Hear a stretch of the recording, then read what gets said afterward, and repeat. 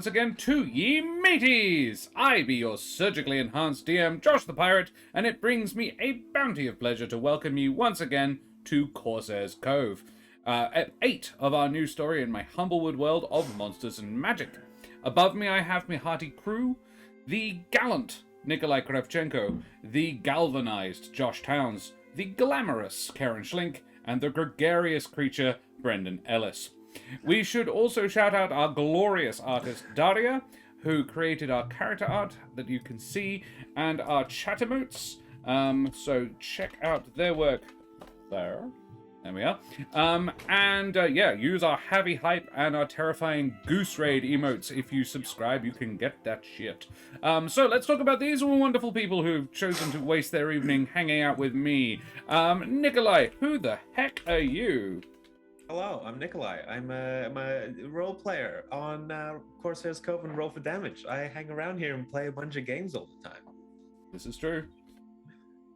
Josh, who the heck are you? Hello, I'm a weird, wonderful creature here in Perth, and I do a bit of live musical theatre, a bit of online role-playing, and a bit of handicrafts. You can find me everywhere where there's something mildly interesting happening in Perth. Cool. Thank you for the gift sub. Splendid. Marvellous. Lucky Hung, Drawn and Quarters. I wonder who that is. Karen, who the heck are you? I'm Heckin' Karen. I'm a performer. I'm a writer. I'm a puppeteer. You can follow me on Twitter as the Mother of Bunnies. You can follow my Bella Sculptor Ego on Instagram as Miss Lola Moore. You can also listen to me in the podcast There Be Dragons, where I play the dragonborn boss bitch, Ryland Westfall. But if you really want to do me a favor at the moment, you can head over to Instagram or Facebook and follow Dead Point Film. Which is a shark film project I'm working on with a couple of other talented people. And we made it to round 2 of the actor competition, and they do kind of apparently care that we have social media clout. So, feel free to give me some clout. It's literally free. Yeah, it is almost the least you could do. It really is. And Brendan, who the heck are you? Hello, I'm Heckin' Brendan Ellis. I'm a Perth-based actor and director. I am a gamer. I play and run D&D. I am also the current artistic director of Perth Playback Theatre. We're doing some shows in Fringe next year, so check us out then. It should be cool. Pew, pew, pew. Pew, pew, pew. This is what I do now. Oh, we even have some emotes for that. There you go. Boom. Finger guns and chat. Those subscribers to Nerds of the West can join in with that one. And I be Josh the Pirate. You can find me here on my channel, Corsair's Cove, where I stream D&D. You can also find me on Monday nights, where I stream more Humblewood D&D over on Roll for Damage.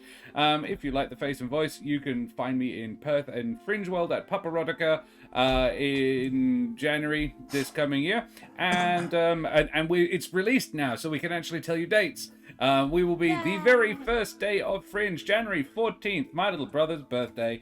We will be starting Pupperotica 7 at Fringe World, and we go once again. We will be performing on Australia Day, and it's going to be super exciting. But if you think, if you like the majestic voice, but you think I could stand to tone the face down a bit, you can also find me in the 5e D&D podcast There Be Dragons, where I play the infamous and deadly pirate Skern Felspar and his little dragon Rosh. It is, I must also remind our flexible, springy, and possibly even elastic audience to please like, follow, and subscribe to all socials. We have all the socials there, and we also have our YouTube now running, and I will find the link for that one. Just bear with me a second. There's some. We have all past 7 episodes of the show on YouTube right now.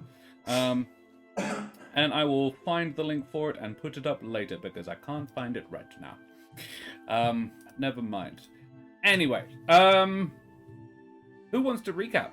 Who wants to do us a sneaky little recap? Yeah, I'll do the recap. Why not? Yeah. All right, thank you. We've gone and taken some jobs to hunt down some fire elementals that are about the place.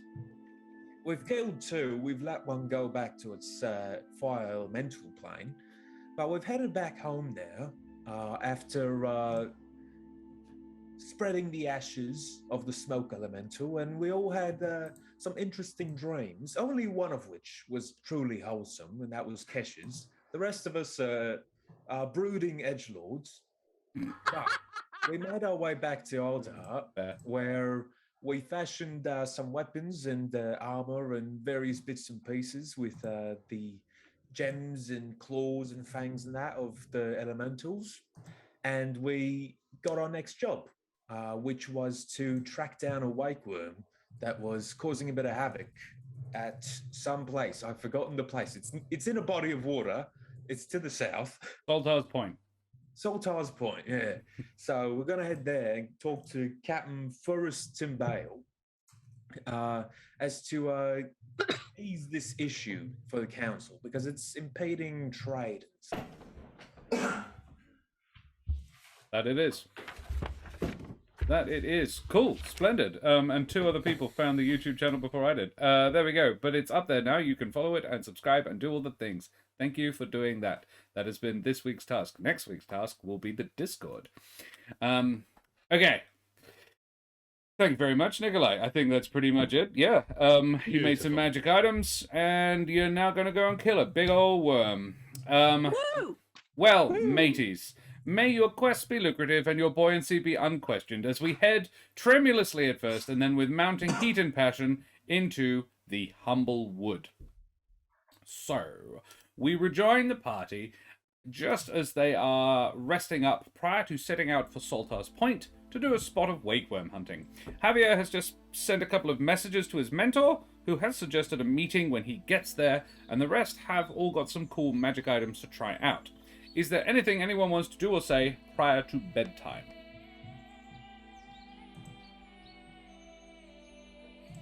I feel like the answer should be yes. Yeah, I feel like it's like, has anyone fought a Wakewyrm before? I haven't fought one, but I have seen one. Oh, great. A fishing rod. Well, not for the Wakewyrm, but we're going to be on the water, so if you like fishing, then maybe. I might do a little bit of research and see if I can find some appropriate magic, maybe touch in with the keepers and see if they know of anything that might be handy going on the water. I'm not terribly experienced on the water. Well, this should be interesting. Yes. I'm going to go get some sleep now. And Good probably night. a really good night's sleep. Filled with images of nasty, giant, monstrous worms. Alrighty. Well, Saltar's Point is almost due south of Alderheart, though no road goes straight there. I will pop the map back up, actually, so you can all see what we're on about. There we are. So yes, that is the Alderheart itself. And yeah, sorry, the Humblewood itself, and Saltar's Point is pretty much due south. But there are two major roads to use to get to it. You can either head east towards head east towards Brackenmill, or you can head west towards Winnowing Reach, and then both roads sort of split off, heading to their respective destinations, and head back south again and rejoin about 2/3 of the way there. The third option is to cross-country this, taking you through a patch of fairly dense forest, which is probably about much for muchness for speed, but not necessarily as like you run a risk of running into stuff that you might not necessarily run into on the road. It is still a wild forest. So I think the big question, firstly, is which would you choose? May I suggest option 4, which is to wait until Jonah Littlefoot gets here and we steal his airship? That sounds good. Let's do it. DM frantically panics. I don't want to be a downer, but do you really think the four of us could commandeer that entire airship with no assistance? You know what? You're right. You are a downer.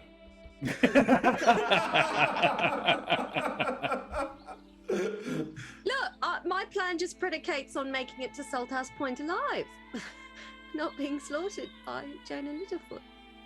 We'll be fine. Well, I mean, say he comes to Order Art for a reason, yeah? So we just slip in to the ship while he's out and about gallivanting, as pirates tend to do.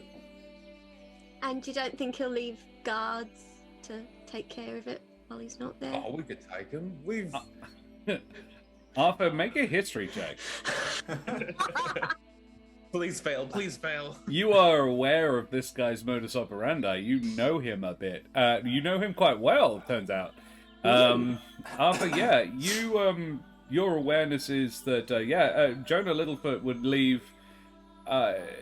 Stealing a Hiscalia is not an easy thing, but he probably wouldn't leave his ship heavily guarded.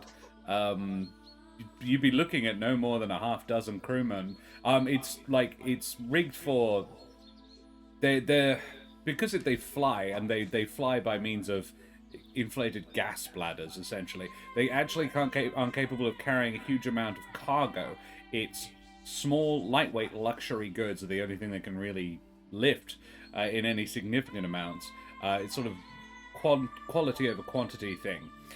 So they simply can't carry very many crewmen.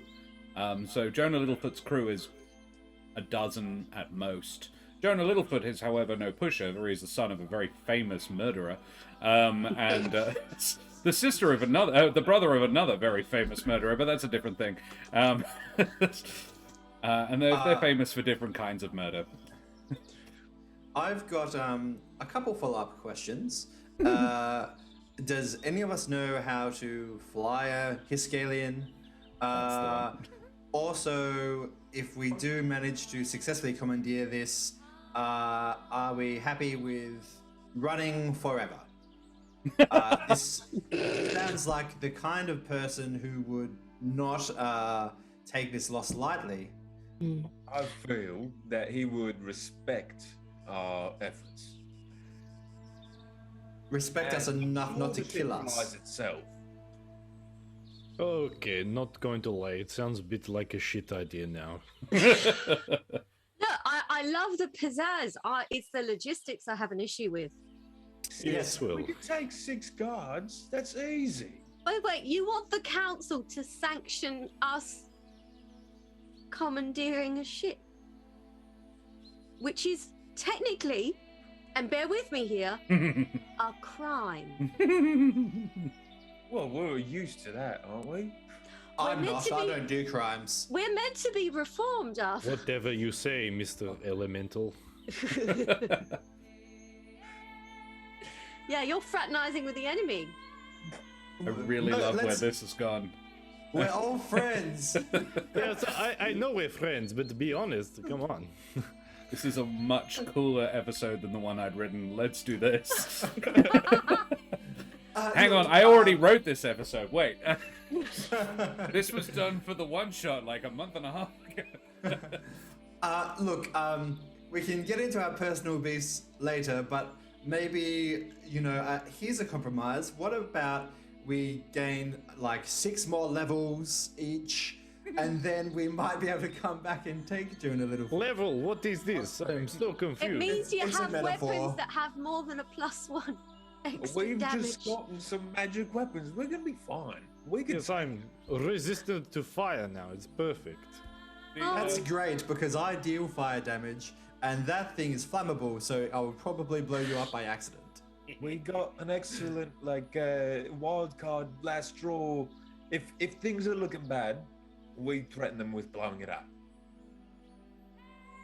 Killing everyone in Yeah, all that would kill Is it all that of us. It's Well, currently um, moored. I want to point out it is currently moored. It arrived yesterday, like last night. Let's table this for now. We could Maybe Let's we should- circle back after we've dealt with the Wakewyrm, and then we can talk about whether we're going to turn pirate. In That's the a great idea. meantime, do you feel like taking a path or just bashing our way through the wood? Look, we could potentially crash the ship into the worm. Right, yeah. Yeah, it blows up. Worm's done. Ship's done. We have no evidence on our hands that it was us because we won't be in charge of a flying whale ship anymore. Unless the worm just goes under the water. It would boil it, right? It would boil it. It would boil it. So your option This is Havier is sentient, right? I'm like, it might object to being crashed into something and blown up. Then in that case, we won't crash because it'll save itself. This is a win-win-win-win. and that Are way we you also sure won't boil you're the not- ocean. Yeah. Are you sure you're not drunk, Arthur?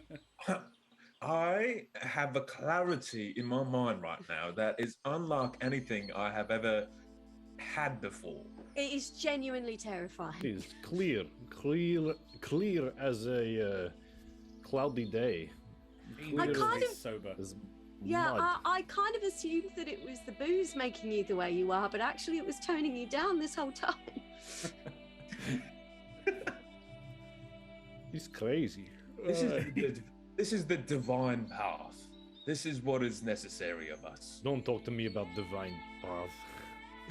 Well, Javier, does your divine path see us blowing up a Hiscalia, or just, going for a nice little walk in the woods? Let me consult the stars.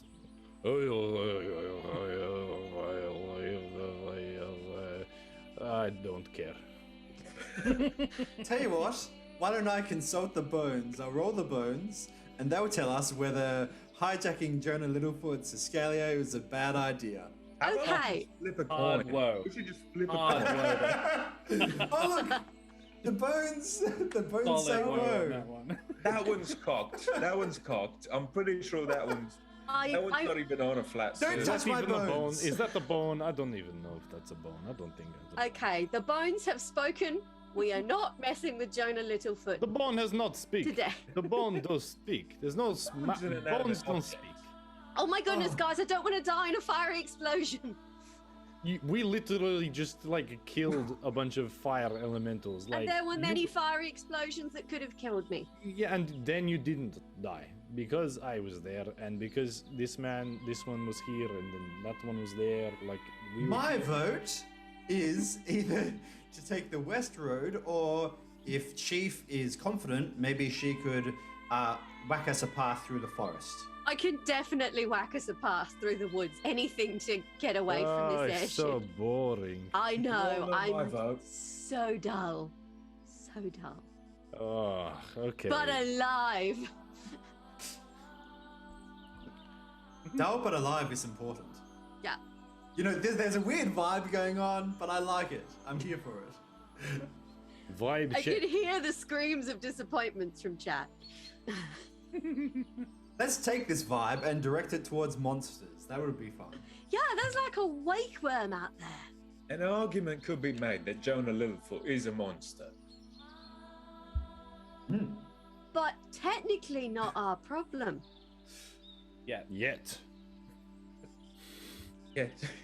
You are teasing the gods of fate, aka Josh the pirate, to make us like Jonah Littlefoot. Oh no, I think Jude had dibs. I think you're all right. Although Okay, of let's- Jude's family, Jonah is one of the less shit ones. Let us go do something then. Let's do something that is not going to kill us. Something Yes. that's not going to kill us. All right. So a road, or are you gonna bushwhack? I'm gonna bushwhack because I'm a ranger and this is my terrain. What's the difference in travel time? It might be slightly faster to use the road, but it's more direct to go through the path. To bushwhack. The trick is, actually, if you didn't have Kesh with you, it would be much quicker to use the road. Kesh, however, forest is her favorite terrain, So yeah, it'd probably be that. Would be the fastest way. I believe there is a feature that Kesh has that means that anybody with her moves at normal speed through dense forest. I think moving covert mission would be a better idea. We don't really want to meet unsightly people on the road, you know. So, forest. Very well. Agreed.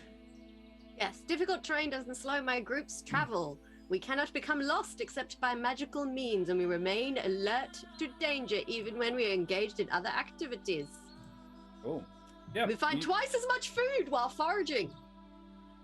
That's handy because it's a 4-day journey, and about 2 of that is going to be spent in a forest. Excellent. Unless anybody wants to argue further about stealing Jonah Littlefoot's skyship, solid idea. Loved it. Heads up next time, though, please, if you're gonna do it. It's called the Arethusia. I know basically what it looks like, but it's actually about to go and do something. Oh, that's such a shame. Oh, what the problem? If only this was made-up world where you could change things. Well, unfortunately, it's already happened. Well, I am master of time. Don't worry about it.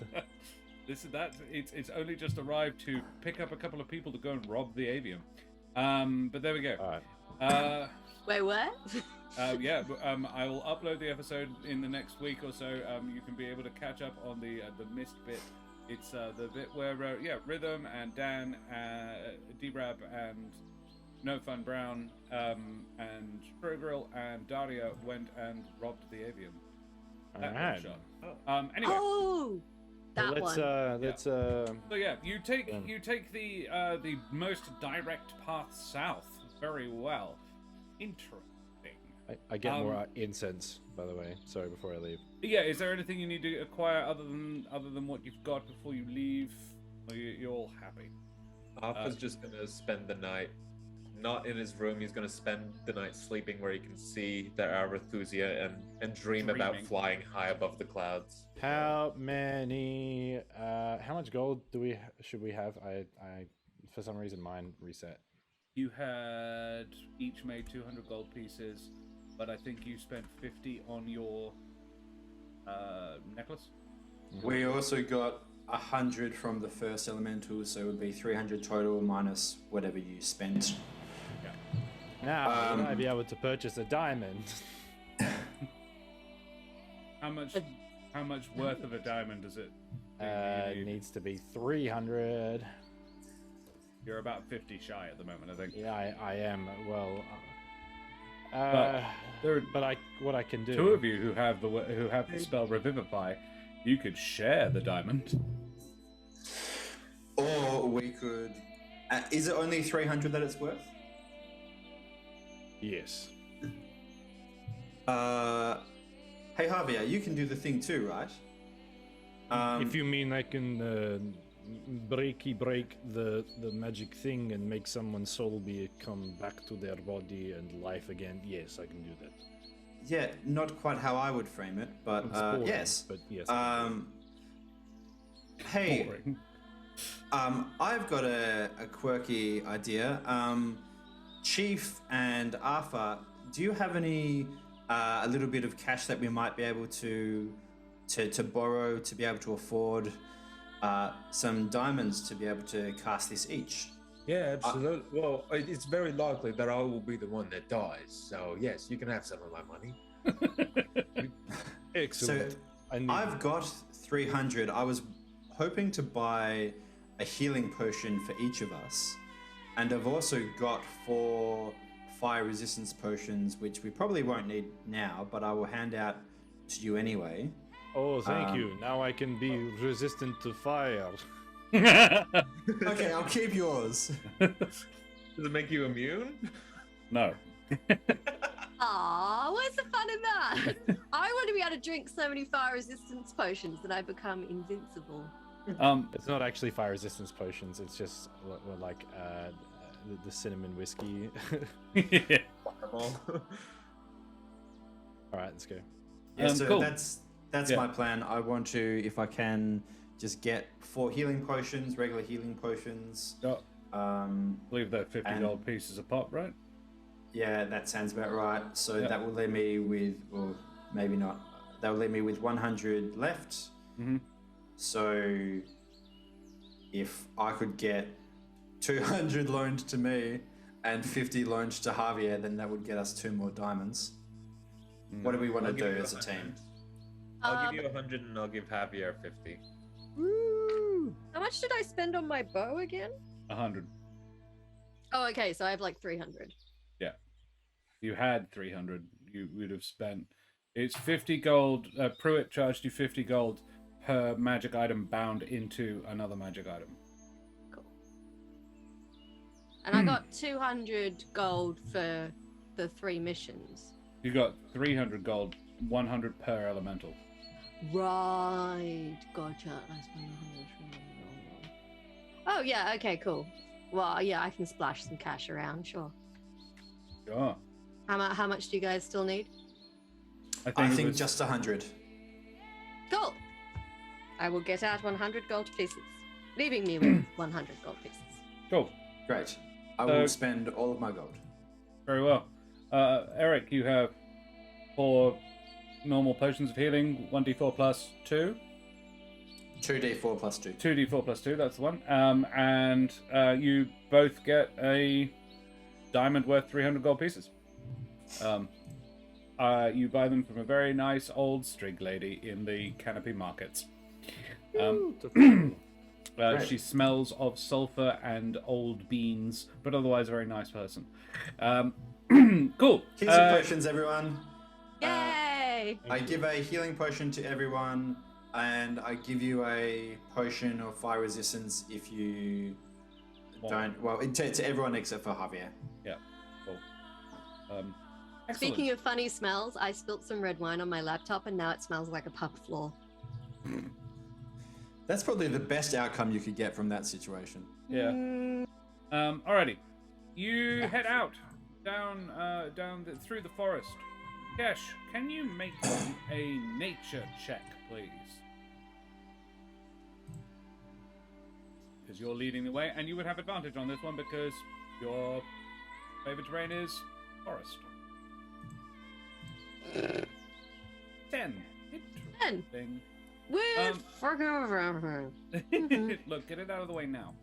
I really am not on board for another session of 2s and 3s. Yeah, so nothing major interrupts your travel on the first day.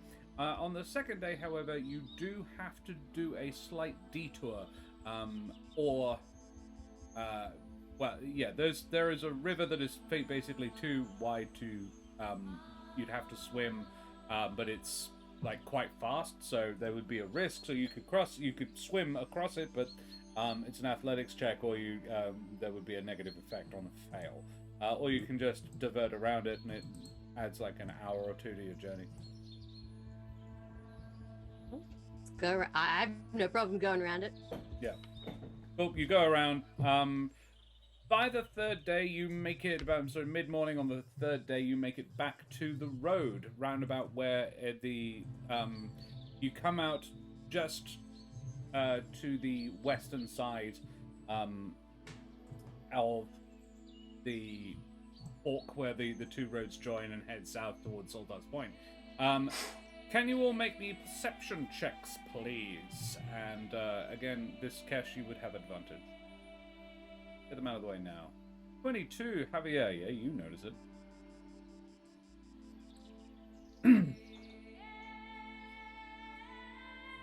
No on Kesh.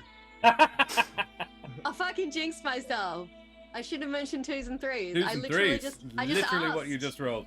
Never mind. Oh my gosh. I know Javier, just nothing. I've stubbed my toe in a log and I'm just oblivious. Javier and Eric, you both hear a disturbance up ahead. It is to the west slightly, and as you gain the road, looking up the road towards up the path that would have been towards Winnowing Reach, you spot about 100 feet away a very strange-looking caravan. It looks like a ship, but it's on wheels. It even has a small mast and a sail, though it is also being pulled by a pair of giant beetles. The whole bizarre thing seems to have come to a halt, and Javier, you can spot why. It's hard to make out at first what is going on, but it would seem that the caravan is under attack. But it's hard to make out from what. An elderly Marin raptor, who looks like an albatross, is standing on the bow, hurling harpoons down at something on the road, while a small gerbine swings in the rigging with a knife in their teeth, swiping at something on the deck. What do you do? It's... Looks like we've got trouble up ahead. I know, I stubbed my toe so hard. It's gonna hurt No, for shh. hours. Look. Oh, shit. That a boat? It's a ship on land? What, There are what, wheels. what are they fighting? Should we go and, like, do something? Or... I feel like we should go and help. Whose side are we taking? I don't know, but they could have something valuable. Who knows? Well, let's get a bit closer and see if we can work out whose side we're on, I was okay? feeling pretty salty that we didn't get the ship that we wanted. Well, then you get a different ship. As you draw closer, you can see large amorphous shapes of varying size and color moving slowly up the sides of the cart, or in a couple of cases, apparently trying to dissolve their way through the hull. Gentlemen, you may... gentlemen and non-binary folk, you may roll nature to see what these guys are. Kesh, you don't need to. You know what these are. You have definitely seen these before. Eric, you would have advantage. Right, because that was a natural one. Yeah. And a 3. Yeah, Eric has no clue, and it's probably because you're from the other side of the wood. Actually, that kind of makes sense. But Javier, you've heard of these creatures before, and Arthur, you've probably run into them. I mean, you did some work around the Scorched Grove, and their natural habitat is relatively close to it. These are slimes. Kesh, you've fought slimes before. What color? They are, yes, these are very nasty things. Kesh, you may roll insight, as can Arthur. These slimy creatures. Oh, we have a raid. Dreaded GM, thank you so much for the raid. Hello. Throw your favorite raid emotes up in chat, everybody. Raid. We have our Arthur raid emotes. Chuck up Goose Raid up in chat. Thank you so much for the raid. It's a pleasure to have you. We are just encountering a very bizarre caravan. It is a boat on wheels, essentially. It's got a couple of crewmen who seem to be fighting off an attack by some nasty, slimy creatures. Kesh, a 14. You actually beat the DC. What is odd about this is that you are nowhere near the mock field. Well, you're at the very, very edge of the mock fields, and seeing this large a group of slimes this far from, well, you're not that far from the mock fields, but actually what would be outside of the mock fields technically is very odd. Okay, we're definitely on the Gerbine and Raptors side, guys. Those are slimes. Those are bad news. Quick. Kesh, I would also tell you that you have fought 3 different kinds of slimes before. You have fought sticky ones that, when attacked, can sort of grapple your weapons and make them difficult to attack. You fought acidic ones, which are very unpleasant. And you fought one really big one that had elemental property. Are they flammable? Any of the above? Eric, your nature check, you wouldn't know, I'm afraid. I was asking Kesh. Have I? What type Kesh, of slimes? you would. So it depends on the slime. The elemental one seemed to have some ability to absorb elemental magic. But the smaller ones didn't seem to have any particular resistances at all. The other thing you do remember, Kesh, is that cutting them in half tended to actually not kill them, but in fact duplicate them. Ooh. Kesh is sprinting to get in range and is just yelling, "Don't cut them in half! You'll just make 2 of them!" Dibs on swinging through the rigging. And Arthur's just gonna charge in. Very well. Yeah, roll me initiative, I think, at this point. I will roll for the slimes and for the people on the boat. Slimy Boys, at a cumulative -1, so 6 for the slimes. Boat. I got a 14, which is better than a 3, so I'll take it. Kesh got a 14 as well, and Kesh would go before the boat folk. What else have we got? Eric, an 11. Excellent. I'm getting my crap rolls out now. Yep, do that. Javier, 19. Nice. Javier. Highest one ever rolled. And Arthur. He got a solid 4. Oh, that was your dex check. Yep. 4 for Arthur. Cool. Arthur will be last, but that's okay. All right. So, heading us off. Javier. What do I see? About 60 feet away from these things, you see at least a dozen slimes of various size. Not elemental, sorry. Slimes of various size. You can see 2 quite large ones that have sort of an oily, shifting sheen to them.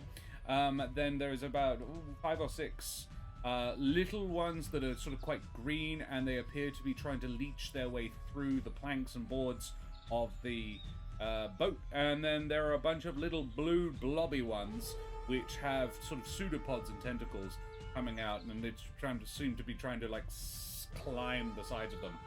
You know, really quite. You know the things the like the Spider-Man ones with the sticky bits on the ends of their hands, and you throw them at the window and they would slowly walk down. It's like that, but in reverse. All right. Well, I would just turn to the group and be like, I think we're going to need those grenades. And then I'm gonna be safe here. I'm gonna cast Bless on everyone. Love it. Nice. Very well. Consider yourselves blessed. Consider yourselves. I love how it's like. So my Bless is definitely. It's like it hits you like an arrow. So I just kind of go, and it's like a black and green arrow that you just kind of. Oh yeah, I'm okay. I'm fine. That was unpleasant. Yeah. It's not Basil's family. Distant family at best. Live connoisseur. Cool. Alrighty. Yeah, you cast Bless. Do you move any closer, or 60 feet you're happy? No, so I cast. I cast at 2nd level. I'm going to move. No, I think I'm going to move within like 40 feet. Yeah. Kind of like sidestep them. I definitely want to be at least not going straight in. Yeah. I'm still not sure about this. I'm still not like. Yeah. Very well. You do that. Next is Kesh. Right. Is there like a big one? There are 2 quite big ones. Right. You would recognize them as so Kesh first met these creatures in season 1 of Humblewood, Flocks and Fire, and one of them had captured a research assistant, not with any sort of intent. She'd gotten too close to it and it got aggressive back. That was the one that could absorb elemental magics a bit, yeah, they look like that one. Right. Well, I'm going to shoot whichever one is closest to me with my fancy new tooled up longbow. They're both about 60 feet. Cool. And what magic type, or do you choose a magic type? You would recall that the big ones tend to be resilient to physical damage. I'll probably go because it's necrotic or fire, isn't it? Necrotic or fire is your options. Yeah. I will go necrotic damage. Very well. +1 longbow then with necrotic damage, Kesh. You ready? Fingers crossed. Do you cast any spells? I don't think I have any that will. Hunter's mark. I don't think I can do that and fire at the same turn. Hunter's mark is a bonus action. Oh, so it is. Yes, then definitely.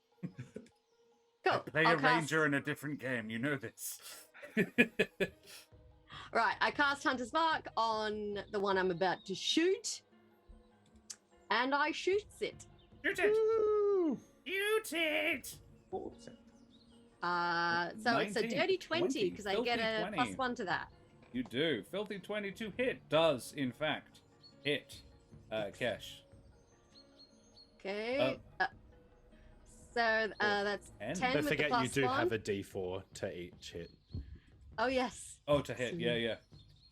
I'll add my Hunter's Mark as well. So 3 for the Hunter's Mark. And then we'll add the D4. No. Oh no, Bless D4 us. not to damage. It's just a hit. It's the to Oh. hit rolls. Yeah, I'm just in case.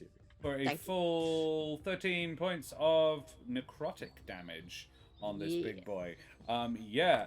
The as it hits, the arrow lances into this creature, and where it was a sort of a glassy shifting color before, radiating out from the arrow hit, the whole thing turns sort of dark gray, smoky black. It does, however, continue moving and doing stuff, but it definitely felt the hit. Kesh, extra attack. Yes, I think I shall. Shooter. You shoot the same one again. Yes. Very well. So Ooh. that'll be 18, and I can add the D4 if that's enough. You don't need to. The 18 is plenty to hit these not very at all dexterous creatures that do not Alright. possess any armor at all. Ooh, good damage. Well, 13 plus 13 my Hunter's that's the Mark. hunter's mark. So 15 15. total. Yeah, very well. Kesh, this one also hits it, but it sort of plunges straight through, and the arrow clatters out the other side. It steams slightly, but it doesn't appear to have sort of caused it any damage at all. That's weird. Hmm. Because it did the first time. Did the first time. Yeah, and now it is the people on the boat's turn. The lady on the bow of the boat hollers a sort of angry war cry and throws a harpoon down at the creature that Kesh has started shooting. This big barbed lance spears through into it as well, and it seems to take the hit. The jabeen in the rigging swings down. He almost seems like he's holding the rope in his teeth at this point. And with a pair of daggers, he sort of slashes at one of the sticky boys on the deck, and you hear a squeal and a squelch as it appears to expire. And then it is Eric's turn. Are there any slimes still on the boat? Plenty. 4 or 5 attached to the outer hull, and another few trying to eat their way through it at the ground level. Any that are not attached to the boat? Not the 2 big ones aren't attached to it. They seem to be trying to reach the crew with their pseudopods.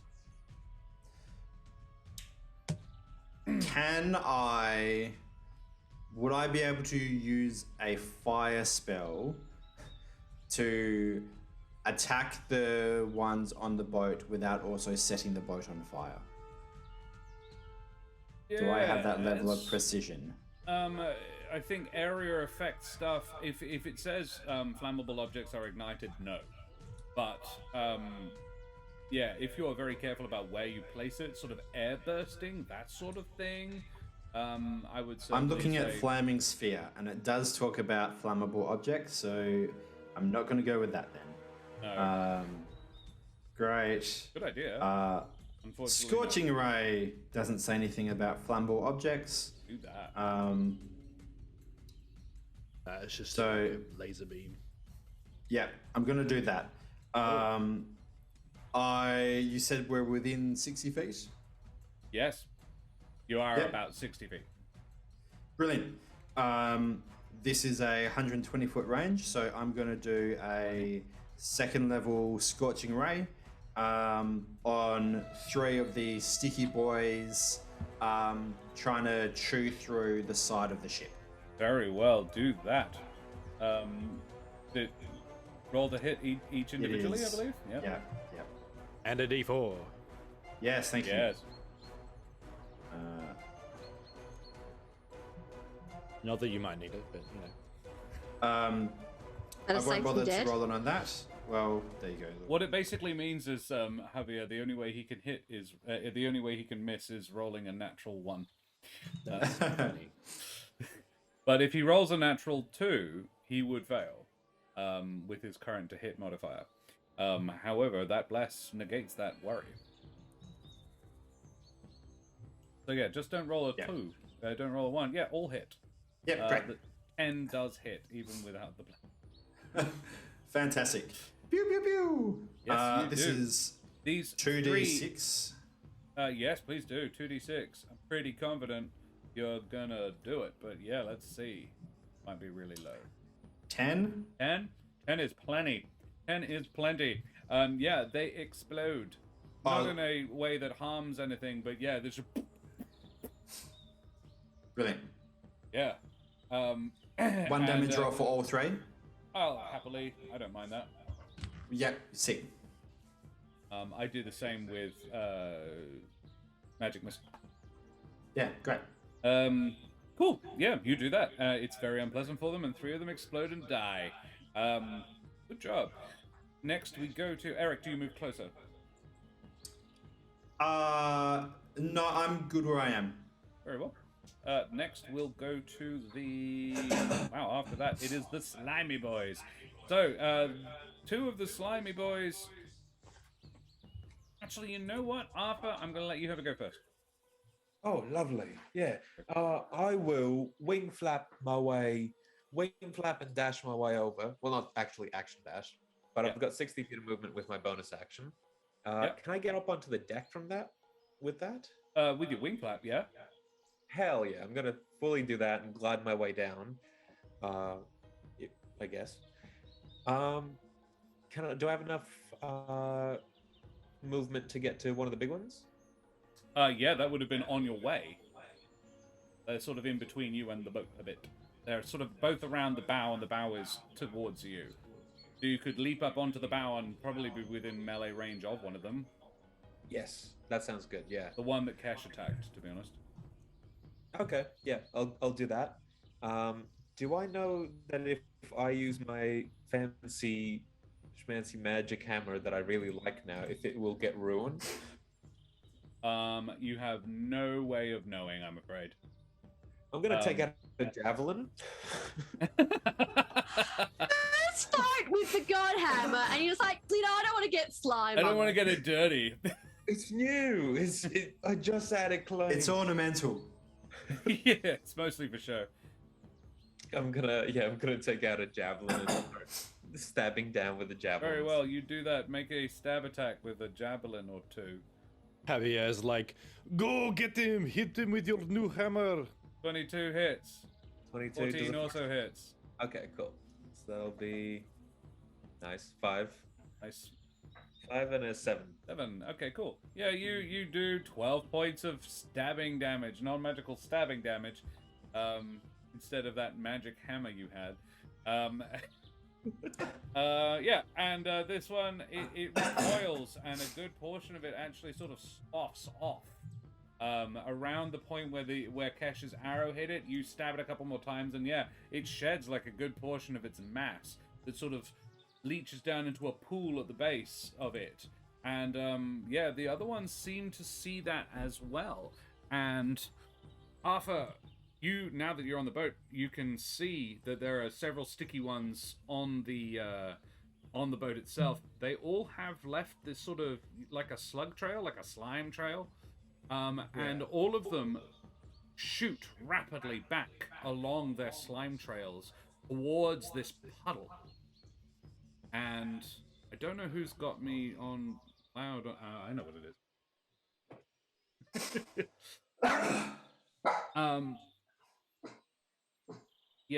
So they shoot backwards toward this puddle. Oh, shush. There's a dog at the vet's that's crying really loudly. I suspect she can hear it. Oh no, I think it was just me closing my door. There was a sort of a pressure wave went through the house. So, yeah. They head back towards this puddle. The other creature, the other large slime that you hadn't shot, Kesh, also moves towards this, as do the remaining 3 nasty acidic-looking ones. And they all reach this puddle and all sort of sink into it, and then emerging from the puddle comes out this much bigger slime. An uber slime, if you will. And it is... Kesh, it is black looking. Oh, good. Does that ring any bells? Yeah. Have I seen black uber slime before? You've never seen a black uber slime before, but you note that the arrow that you shot into it still seems to be sticking out of it. You can also feel that your hunter's mark is still active and on this creature. It's still functionally the same creature you shot. It's just bigger. Right. Am I near the raptor folk? Yeah, you're pretty much standing next to her. You've seen this before? And she goes, No, I haven't. Okay, good. Come on, yeah, mateys, let's kill it. She's got this sort of gleam in her eye. She seems a bit manic. She has the look of a... she's wearing a uniform, like an officer's uniform, but one that has been ornamented. It's been... Some classy additions have been made to it. And then she ducks as one of its pseudopods sweeps across, and it is going to attack you, Arthur. But I'm pretty confident an 8 does not hit you, even if I add its attack bonus. Okay, plus 6. 14? 14 is my AC. Oh, it grabs you, Arthur, and That's a nice uniform. It bludgeons you with its black tentacle, which is a good name for a band if anybody wants one, particularly a metal band. Black Tentacle. 2 plus... for 6 points of bludgeoning damage, and Arthur, this is interesting, 3 points of necrotic damage. Have I given it necrotic power? Arthur, please make me an athletics check. Or acrobatics, but I think you're better at athletics. I'll take athletics. I saw that smirk. I've given it necrotic power, haven't I? I didn't say 15. that. 15, yeah, Arthur, you managed to sort of... It tries to wrap itself around you, and you manage to sort of flex your way out of it. Or, I don't know, how would Arthur resist being grappled by a giant slimy tentacle? Flexing his way out of it is probably pretty on the mark. On brand. Alrighty. Well, that's lucky. Good, you are not grappled. Yeah, it then sort of not takes a step back exactly, but it's sort of its wobbling, writhing mass sort of leans back a little bit, and a different pseudopod sort of appears from it, and sort of rears back a little bit, and then sprays out this nasty-looking stuff at you and the naval officer. Please make me a dexterity save. Don't like that. No. So you're standing right next to it. Do I have a Wobbling, back- writhing mass. I recognize this vibe. My stomach after a wedding dinner. 16 on the dice. That'll do it. For half damage, Arthur. Yeah, the Marin Raptor, you and she dive separate directions. She dives up the bowsprit and swings underneath it before bringing herself back up onto the tip. You, on the other hand, dive into the boat. You take half damage from this, which is only 4 points of necrotic damage. This nasty spray that comes out at you. And we go back to the top of the order. Javier, this thing is doing necrotic damage to your friend. So, 2 points. Because you halved it. I rolled a 4 on the dice. Do I just see the big one? That's all that's left. The rest have all gathered into it. All right. Well, I'll do. I'll give it a good old guiding bolt, I reckon. Nice. Do that. Yeah.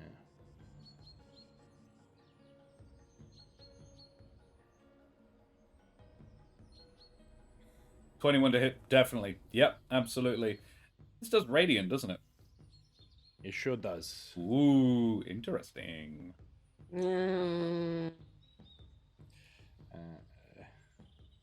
Oh, hang on. Yeah.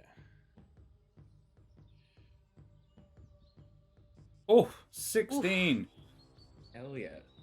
16 points of radiant damage. Yeah, your guiding bolt strikes it, and similarly to when Kesh shot it, Kesh, you notice your arrow drops out of it now, and it now seems to have, from the point you hit it, a wave of gold subsumes the creature, and it now glows it faintly glows gold, and yeah, it is rocked by that hit. And the next hit on it will have advantage. Noted, absolutely. The next hit on it is hopefully Kesh. Because I feel like it'll take necrotic damage again now. Give it a go. Can always try. Gonna bounce between elements. Yeah, that's annoying, but you know. Well, you've got Alright. other people. You can't just do it on your own. Oh, you can do it on your own as well. You have to use your bonus action to do it, but yeah. Yeah, but All right, make the first attack. I tried to shoot it. And a dirty 20. Filthy 21, actually. Yeah, it definitely hits. Okay. For so 8. 11. 11 points of damage from the first 11 shot. points of necrotic damage. The arrow Necrotic hits. damage. And as you are not surprised, I imagine, the arrow sticks and a wave of black comes around this creature. Right, I'm going to use my bonus action to change my longbow to fire damage. Mm-hmm. And then I'm going to shoot it again with fire damage. Very well, do so. And I roll another dirty 21. Nice. Well done. Roll the damage. Oh shit, got an 8. Ooh, max. Roll a 6. Oh. Yes! There it is. 19 all up. 19 Nice. fire damage, and this arrow lights in midair, and yeah, you strike the creature, and this time, obviously, your arrow again drops out of it. The first one drops out of it, and it goes a bright and flaming red. It is giving off heat up. All of a sudden, it has become extremely hot. It's right next to you, and yeah, it's taken a further 19 points of damage. That has really incommoded it. Nice, Kesh. Next, it's the people on the boat. The Jabin looks over at you, Kesh, and says, "Good job, keep it up." And then he pegs a couple of daggers. He swings up into the onto the crow's nest and throws a pair of daggers down at this creature. And I will make the roll. A 9 and a 5. Even he manages to hit it. I think he's got a +4, which means the 5 should hit. Yeah, he does. Yeah. So yeah, even that manages to hit it. Even I can hit my own creature sometimes. So yeah, and it takes 2d4,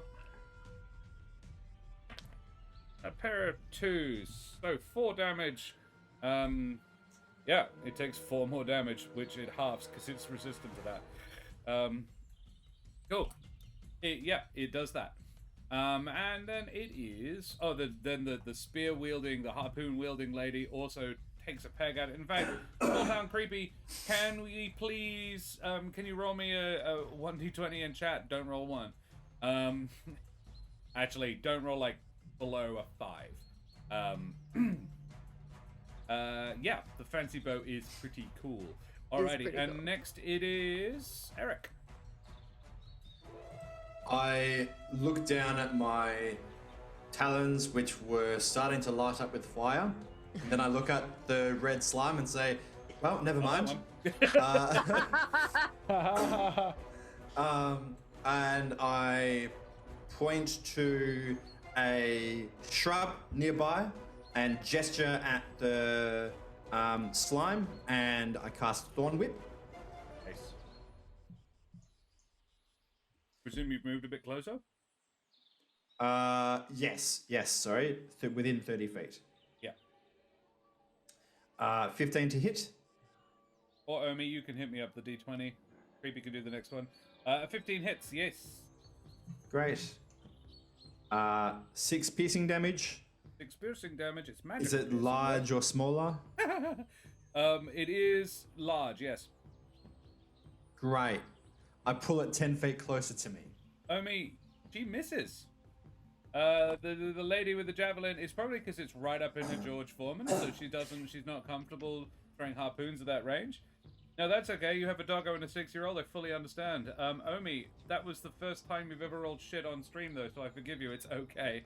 Omi normally is the king of the max rolls. Never mind. It's totally fine. Her contribution to this was always going to be minimal. Just don't let it happen again, Omi. Yeah. We've got to have, someone maintain reliable in our back pocket. Alrighty, yeah, 6 more damage. Thank you very much, Eric. And I pull it 10 feet closer to me. You do that. Which I love. How close to you is it? You would have been 30 feet away from it, did you say? I thought Yeah. Thorn Whip's range was 15. No, it's 30. 30. Okay, so it's 20 feet to you. You have forced it to disengage, but not like it's forced movement, so it doesn't incur opportunities.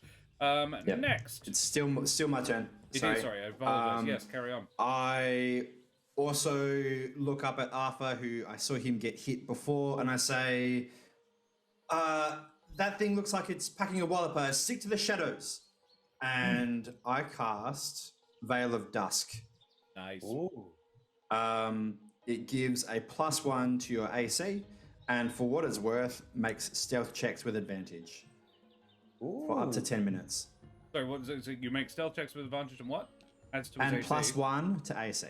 Nice. Cool. Alrighty. Love it. So, like, I say stick to the shadows, and then shadows kind of stick to him. Stick to him. Yeah, love it. I'm like a beautiful black swan.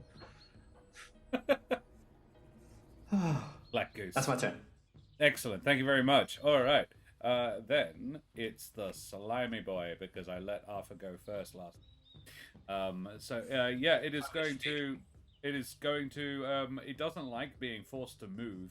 It is going to slime its way towards Eric.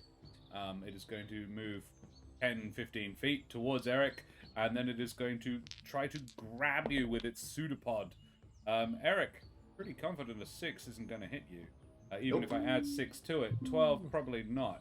But please make me a dex check. Is it a check or is it a saving throw? A save, rather, yeah. Thank you for... Is this blessed still? Yes.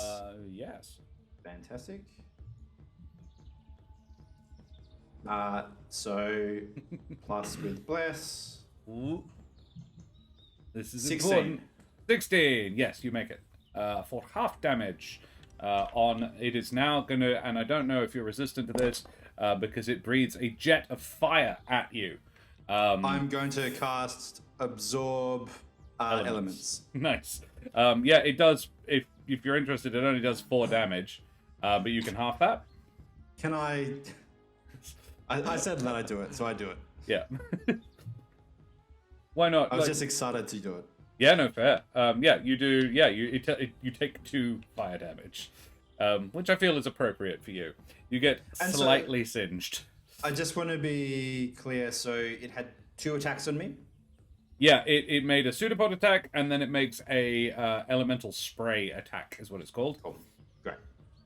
Which is a 15-foot cone from the base of the slime, but I think you're the only person in range of it. I feel like you guys are spread out a bit.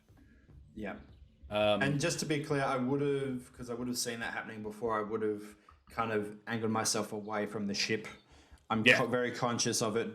Absolutely. Fire. Yeah. It's not, which is interesting. It should have probably gone for Arthur instead. Never mind. Maybe it cares about what's on the boat. I don't know. Not a doctor. Right. Arthur, it's your turn. I will take to the rigging and fling myself off of the ship and glide towards the slime, and I shall do so very angrily. Covered in shadow. In shadow, yes, it's surrounded by my shadows. I love it. And I'm gonna do it reckless. It doesn't need it. Its AC is low, but I'm going for the nat 20. Absolutely. By the way, I made my concentration check. Thank you. 19. Yeah, no, you definitely hit. So, Arthur, what are you using to attack? Good. In which case, Arthur, I will allow you, because you've got some height, I will add a d6 of falling damage to this. Because it's a very cool mental image, what you are doing. Okay. So, yeah, roll me that damage. It is, 3d6 of bludgeoning, and 2d4 of one of necrotic and one of fire. Yes. Okay. So, and second attack was a 17. So first one is 12. Plus a 3, 15. Nice. And then Plus 2d4s? Actually, plus 19. is it plus two 3 and a 1? Yeah. That's interesting. Because it's 2 elemental effects. yeah, but one of them is something it's currently immune to, and the other is not. So yeah. So what did you do? Yeah, you just turned it. This is interesting. Ooh, okay. I know exactly what happens now. So a total of 15 bludgeoning, and then it is 3. Cool. It now is shifting between black and red. Oh. And I believe it has to make a save, doesn't it? It does have to do a con save or be blinded. What's the DC? I think it's 10? It's 10. Yeah, it got an 11 on the dice. Yeah. Let me just make a note of that damage. So 17 bludgeoning, and then 4 of a combined fire and necrotic. Interesting. Don't worry about the combined fire and necrotic. It is now immune to both. Okay. And then the second attack. Yep. Which is going to be another 11 plus 2, 13. 13. Yeah. It takes a further that. Of course, yes. Yeah. You whack at it a couple of times, well, you whack it as you fly by, and then you land on the far side of it and bring your hammer in for a second one. Kesh, it's now looking super weird. It's like swirling one color and another, and this sort of bizarre morass. It looks like it's got a very nasty disease. Like the worst acne in the world. Yeah, it's back to the top of the order. It's Havier. So you did necrotic damage to it. Necrotic and fire. Yeah. If you could do some more radiant, that'd be great. I could. Is that what the tone of someone who's probably not going to? Oh, I wanted to do something, but you know, that's okay.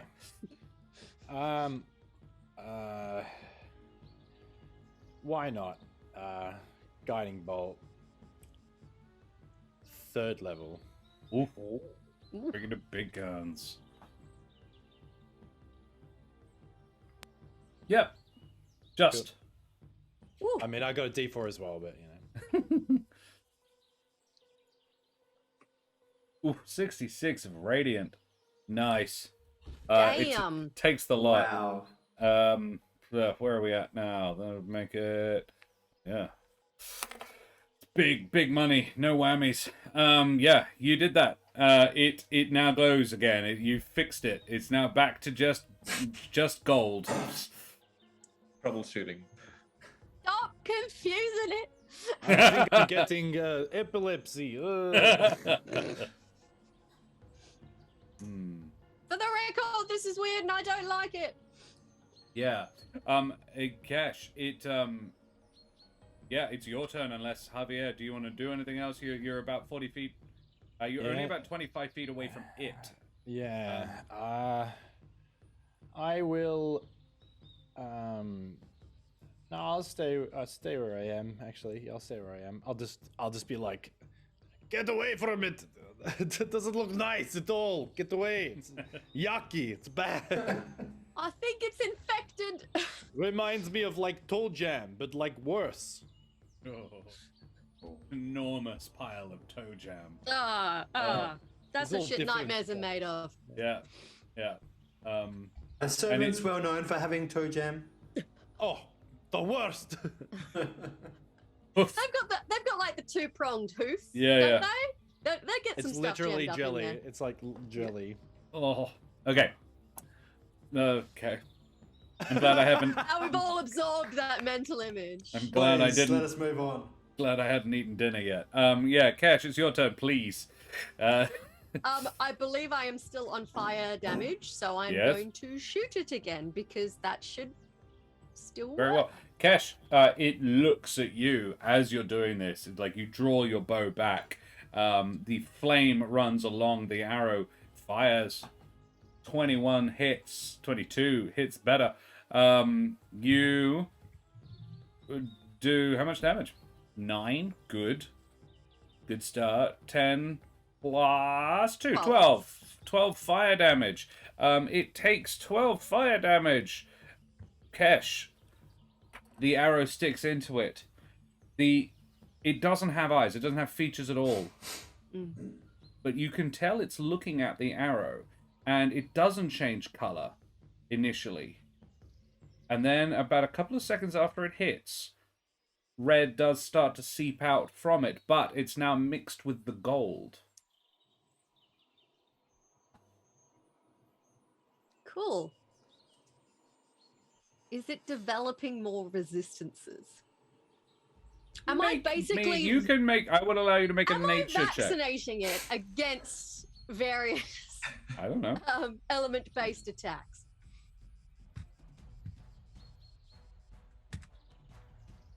That is a dirty 21 for inciting. I mean, I was looking for nature, but yeah, Oh, your shit, nature's sorry. your nature's pretty good too, and 14 is pretty good. It's a +2. Yeah, you would get a 16 with that 14. So yeah, I will tell you that given what you've observed, it appears to be learning. It appears to have the ability to choose if it absorbs the elemental damage or not. It was doing it on instinct, but now it doesn't. It's realized that you guys are cycling through different kinds of elemental. When Arthur hit it with 2 different kinds, it was like, oh, I can be resistant to 2 different kinds at once. That's useful. And now it's actively choosing to do that. You would, however, get Kesh. You've never heard of anything like this. You've never heard of slimes doing that before. And this thing seems a lot smarter than your average slime. It's smarter than your average slime! Sick reference for those who lived in the Grew up in the 90s? Yeah. I really appreciate it. You're aging yourself there. I grew up in the 80s, so... Barely. yeah, well, I don't remember them. Right. Well, let's see how many it can hold at once. I'm going to use my bonus action to swap the back to necrotic damage Sweet. and shoot it again. 18. Yeah, hits. Take Well, 8 5 plus 9 another plus 5. Very nice. Another 14 damage. It takes it, and once again, yeah, it looks like the arrow hurt it. But now it's swirling 3 colors. Swirling gold, red, and black. Right. This could get spicy. And Kesh is like, and my bow is only 2 magic. It's like, well, that's fun. Eric, it is your turn. Oh no, well, there's the 2 people on the boat. Small Town Creepy and Rachel, would you mind rolling me 2 d20s in chat, please? Or is in one each? This will be for the people on the boat. We're going to throw shit at it. 20! Small Town Creepy gets a nat 20! Nice. Alrighty, then I will roll double damage for Julio. Gets a 3. Hey, look, it's 3 points more than it was before, and Rachel got enough to hit as well. And yeah, another 1 on the dice. Thank you. It's looking. Both of these things stick into it as well. Another harpoon lances into it in the side, as do another pair of daggers sort of sticking out of it. They just hang there in the goo of its side as it swirls this tricolor form. Nice. Alrighty. Yeah, it's now Eric's turn. What does the bird of shadows and death do? This is really frustrating. Let's just watch this whole thing away. I'm going to take a few steps back. I'm going to move back. I would like Why to not? point out it was adjacent to you. It came within melee of me. Yes, it meleeed you. The bludgeon Yeah. attack. It missed, but it is in melee range. Okay. Thank you. Can I Amy. tell how it's looking? Your experience with these creatures is basically non-existent. Yeah. It's taken an awful lot of damage, but it seems to be adapting. Okay. Yeah, no, that's fine. Get away from me. And water starts to well up around my feet, and I cast Tidal Wave. Ooh. I want to try to wash this color out. It is a... What kind of damage does Water Wave do? Tidal Wave is bludgeoning damage. Ah, okay. Fair enough. Magical, I would hope. I'll allow it. It says the area can be up to 30 feet long, up to 10 feet wide, and up to 10 feet tall. You need to be a dex little bit save. careful because of Arthur, but otherwise, yes. Yeah. Dex save. It's water. It's water. It's fine. Also, crit failed the dex save. Great. Double Cool. damage. I'm kidding. This is 48 bludgeoning damage. Oh, I hoped that Oof. it would move it, push it back, but it doesn't. But that's okay. It That's knocks okay. it prone. I'd feel like that's not a thing. Yeah, how do you knock a kind of faceless slime It's an creature? amorphous blob. It can't Yeah, really. so probably don't. 18. But this is 18 bludgeoning damage. Very well. Nice. Yeah. This wave of water emerges from me and just drowns it. Hopefully. Arthur, there is now. It looks like it's got. It looks floated. Like some of the water passed through it and it absorbed some of it. So there is now sort of bubbles of clear fluid. You know a lava lamp? Like bubbles of clear fluid all like floating around inside of it. Like about a third of its mass is now water. But it's still swirling the other three colors. Interesting. This reminds me of No Face from Spirited Away. Yes! I was trying to put a finger on what it reminded me of. Yeah. That's exactly what it The reminds me bubbles sealed it. The bubbles Yeah. sealed it. Valid point. We need Yeah. gold damage. All right. Yeah, it's now. Eric, do you do anything else? It doesn't move away from you, I'm afraid, but it does. No. It doesn't look like it enjoyed that. No, I'm staying. If anything, Eric, can you make me an insight check? Sure. Do we add bless to skills? I don't think so. I think it's just attacks and saving throws. I think it's a combat thing. That's okay. That's a 19. It's still plenty. That'll do. Yeah, it looks confused. It looks like, you know, after you've been dunked by a wave, it looks a little like semi-concussed. Like it's, and then it's almost impossible to really figure out why you feel like this, but you definitely get the feeling that this creature is not stupid. It might not be fully sentient, but it's not stupid. And yeah, it looks like it got pounded by a wave just then, and it like, whoa, hang on, whoa, where am I? Where's my board? You know? Isn't where I parked my car? Do I also determine whether it is now resistant or immune to bludgeoning damage from that, based on these? The bubbles of water in it is hard. You can't see how that would equate. Work, yeah. Yeah. Okay, So you would guess probably not. yeah. I mean, I'll tell you for free, it's already resistant to bludgeoning damage, non-magical bludgeoning damage, so... and now I think it is, well, it's its turn. Unless, Eric, you want to do anything else. No, thank you. Okay, it's got Eric and Arthur next to it. It is going to make a pseudopod attack at Arthur.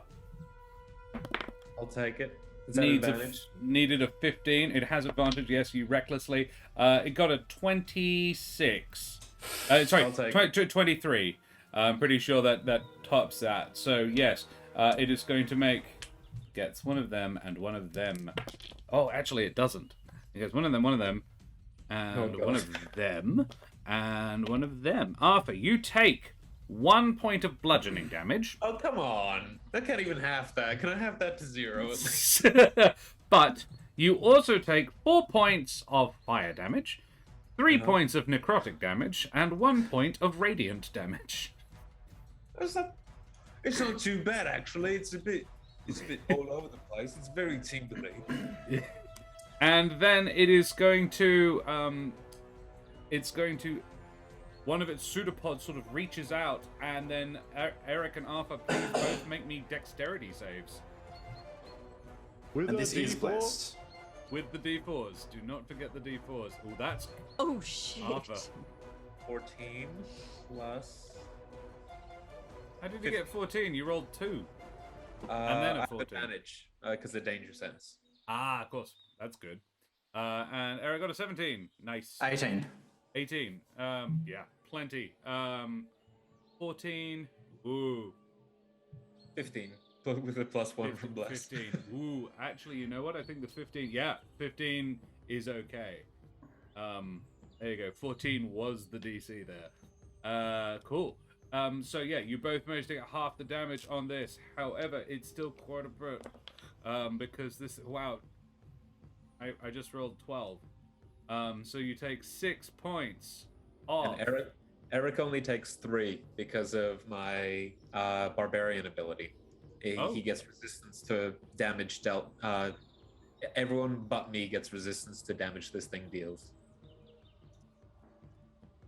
Oh, because of your soul guardians sort of thing. Yeah. The Nice. angry spirits of other geese. Yes. Yeah. So yeah, it is. Well, it is 3 points of radiant. 4 sorry, you're going to be halving these, Eric. But yeah, 6 points of radiant, 4 points of necrotic, and a total of 2 points of fire. And you can half each one of those as this jet of fire, necrotic, and radiant damage comes out of the pseudopod. I've got a question. Mm-hmm. If I wanted to cast Absorb Elements, what element would I absorb? You can choose to absorb the most, like the biggest one. I would allow you to choose which element you absorb. That's fine. I'm just going to take the 6. Fair. And Yeah, I'll make a con it doesn't save. wind up being particularly a lot of damage to you. No, I was just curious whether I would allow me to then attack with all of those damage types on my next turn. You know, you're not it. Yeah. Right. I make the concentration save. Very well. It's now Arthur's turn. Arthur is gonna use to wing flap up to get himself positioned above the thing, and he's gonna do 2 attacks to like pummel it into the ground and spread it out. As you land. Yeah. I'm gonna say, like, the first one was on a glide in, but this is really just a jump, and you're coming back down. I'm just gonna use my crusher ability because it pushes them 5 feet. I'm just gonna push it 5 feet into the ground and see if I can like spread it thin. No, what I'm meaning is you'll take falling damage. Oh, yeah, that'll be fine. Because you're jumping and then coming back down again. Totally fine. Yeah. This is reckless because I'm are you just using the crusher as in you just did that for flavor? Well, if it does anything to like push it into the ground. I mean, I would have added fall damage to you and it. Oh. You want to jump on people to add extra damage, but you also take the same damage. Yeah, I'll totally take that. Yeah. It's like, this is a barbarian. It's a stupid question. Of course he'll do that. It's, Like headbutting someone. You're accepting a certain level of harm to yourself Like in the hope Brett- that they will hurt more. Brendan may be remembering Mancy, my character in his campaign, who had an armor that gave him bludgeoning resistance and developed a very irritating habit of jumping off things onto other things. Nice. cannonball everything. Yeah. I think it's a very cool flavor thing and mechanic thing to do, to be like, hey, I'm going to jump off and attack this thing. Cool. Yeah, do the same damage I'll that you happily take. tank the damage because it's pretty cool. Yeah, definitely. The God Hammer hits. Arthur, roll me Okay. the damage. This could be interesting. 14 to rage. 14 with the rage, 16. Wow, that's good. Yeah, you roll another d6 of falling damage if you want. You'll take it too. And yeah, you can also add another 5. 19. Oh, sorry, 21 rather, isn't it? Yes. And Arthur, second how attack. do you do this? Oh. Hey. Arthur's gonna do his wing flap up and sort of get himself positioned like level with just above like its pseudopod head, and like a railway worker like bringing it down to like drive a spike into the ground. He's gonna do that with the slime and just like pummel it into the ground. Nice. Yeah, you do that, and it sort of goes. It actually sort of the tip of it rises up to you like it's reaching for you, and as you bring the hammer down on it, it shatters. It's like the whole thing goes brittle, and shards of it just go everywhere. Terminator 2, you know, the frozen, and then as they land, they sort of it's a non-Newtonian fluid. It goes brittle when you hit it, it goes hard when you hit it, and then as it lands, they all soften and they just become puddles again. Yeah, you have slain it. And I That think for sure would have won me a prize at a carnival. very good. Yeah, it was a good hit, even without the elemental extras. That was very, very cool. And I think, boys, girls, and other beings, that we might take a short breaklet. And that seems like a good solid point to have a quick break, refresh ourselves, and come back for the second half of the episode. So we shall be back very shortly, our lovely audience. Enjoy our new break screen, and we will be back in 5 to 10. Thanks so much for coming and hanging out this evening. See you later. Bye-bye.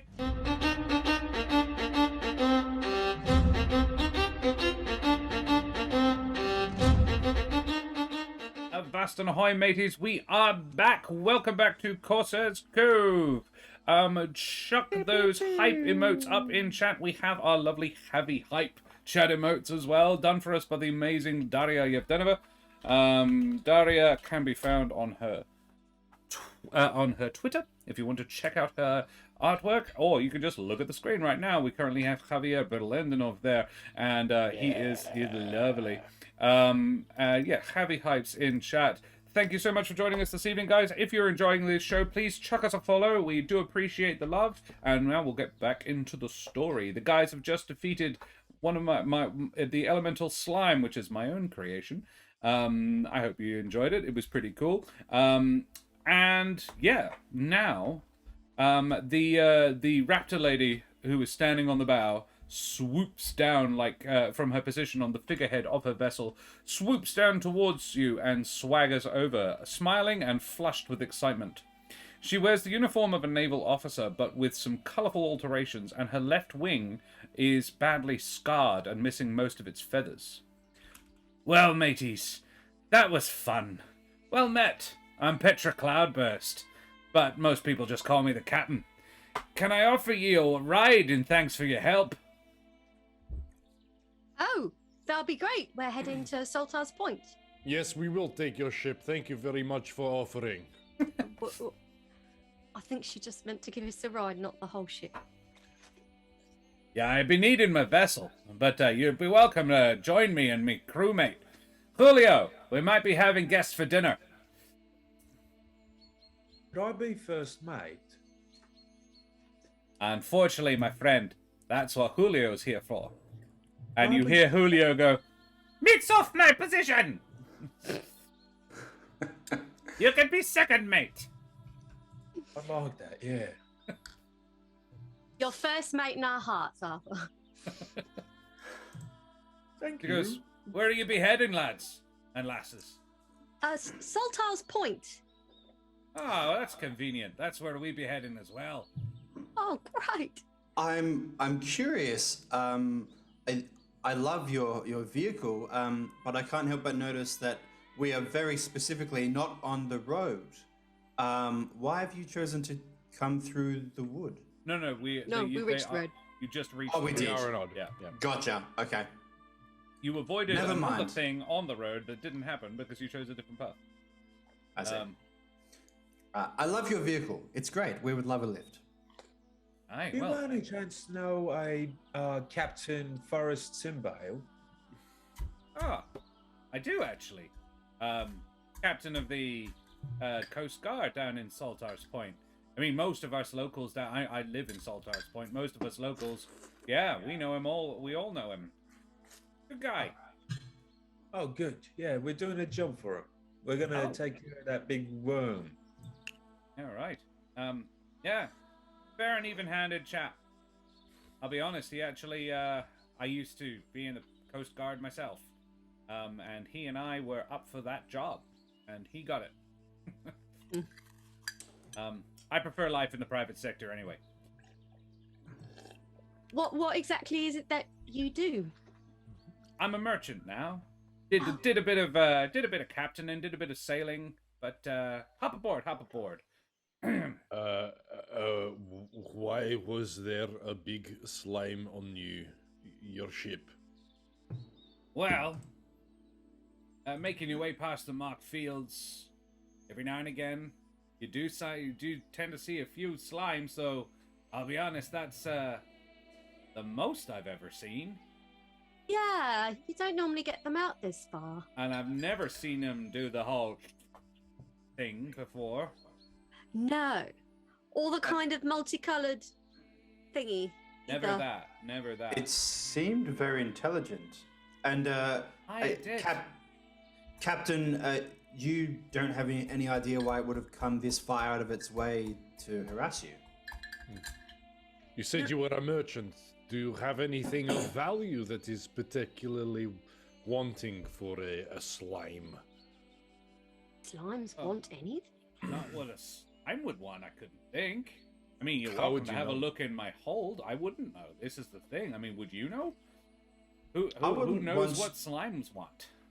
I wanted to roll an insight check Very well. just to see if she knows more about this thing harassing her. Sure. 26. Wow. Yeah, she seems as baffled as you. She genuinely seems. I mean, I'll roll. Yeah, wow. Yeah, she seems as, but she does have a pretty good poker face. She is she's told you she's a merchant. That doesn't overly shock you. But for all that, like she's pretty good at not wearing her thoughts on her sleeve. She does appear to be on the level about this particular thing. She has no idea why it would have attacked her. She says, I mean, we're actually riding fairly light at the moment because, well, the load we had coming up was food and provisions. Saltar's Point is a major a major fishing port. I had a load of green and mackerel brought up to Alderheart to feed the city. But I took on mostly gold while we were there. Straight up just paid and shipped back. Saltar's Port doesn't need for much, whereas Alderheart does at the moment. So what you're saying is, in cart you just have gold. Well, I didn't say that. I have a few luxury items, some She and I'll let your 26 carry over, Eric. Some items of minor value. She is being evasive there. We're not thieves, just to be clear. No, we're not here to steal. However, we just did you just very much possibly saved my life, and I appreciate it.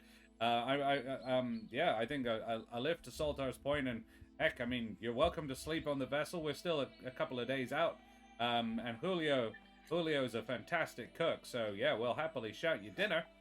May I ask, apart from obviously bringing fish into Elderheart, is there anything else that you specialize in?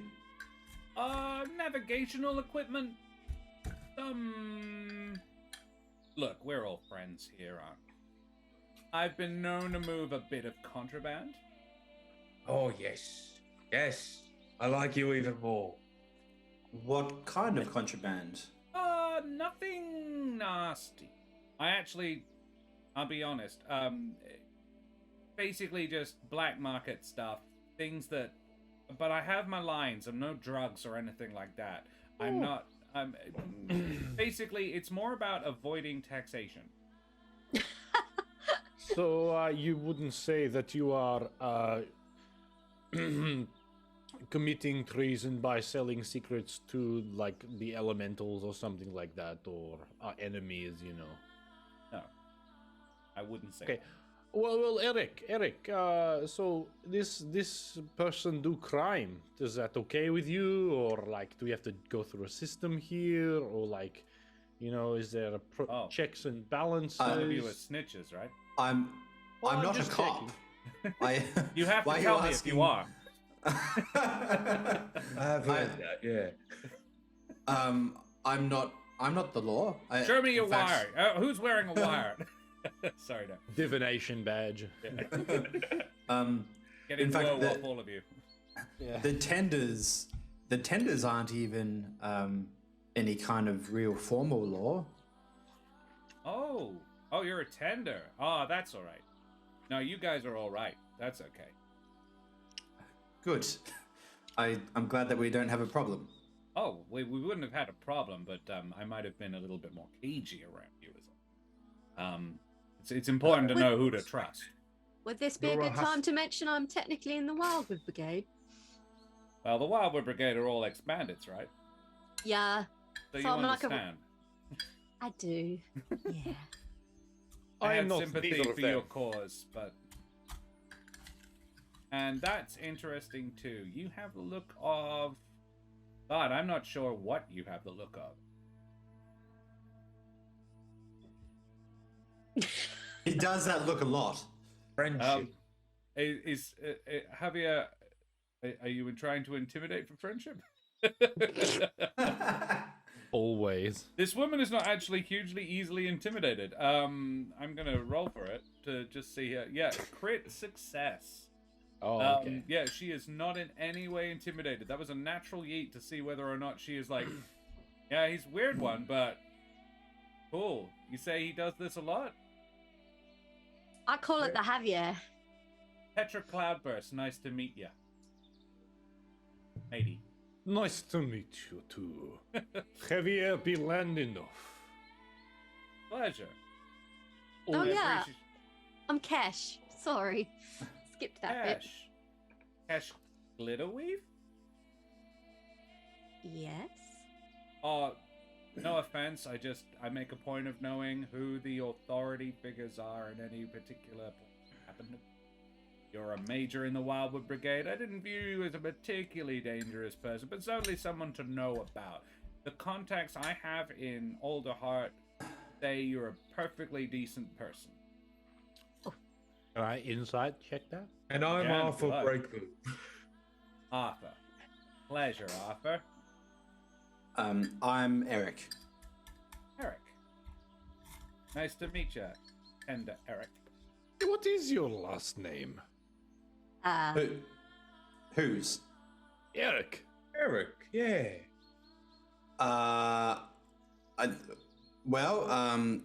Shadow Malt. Oh. Feels appropriate.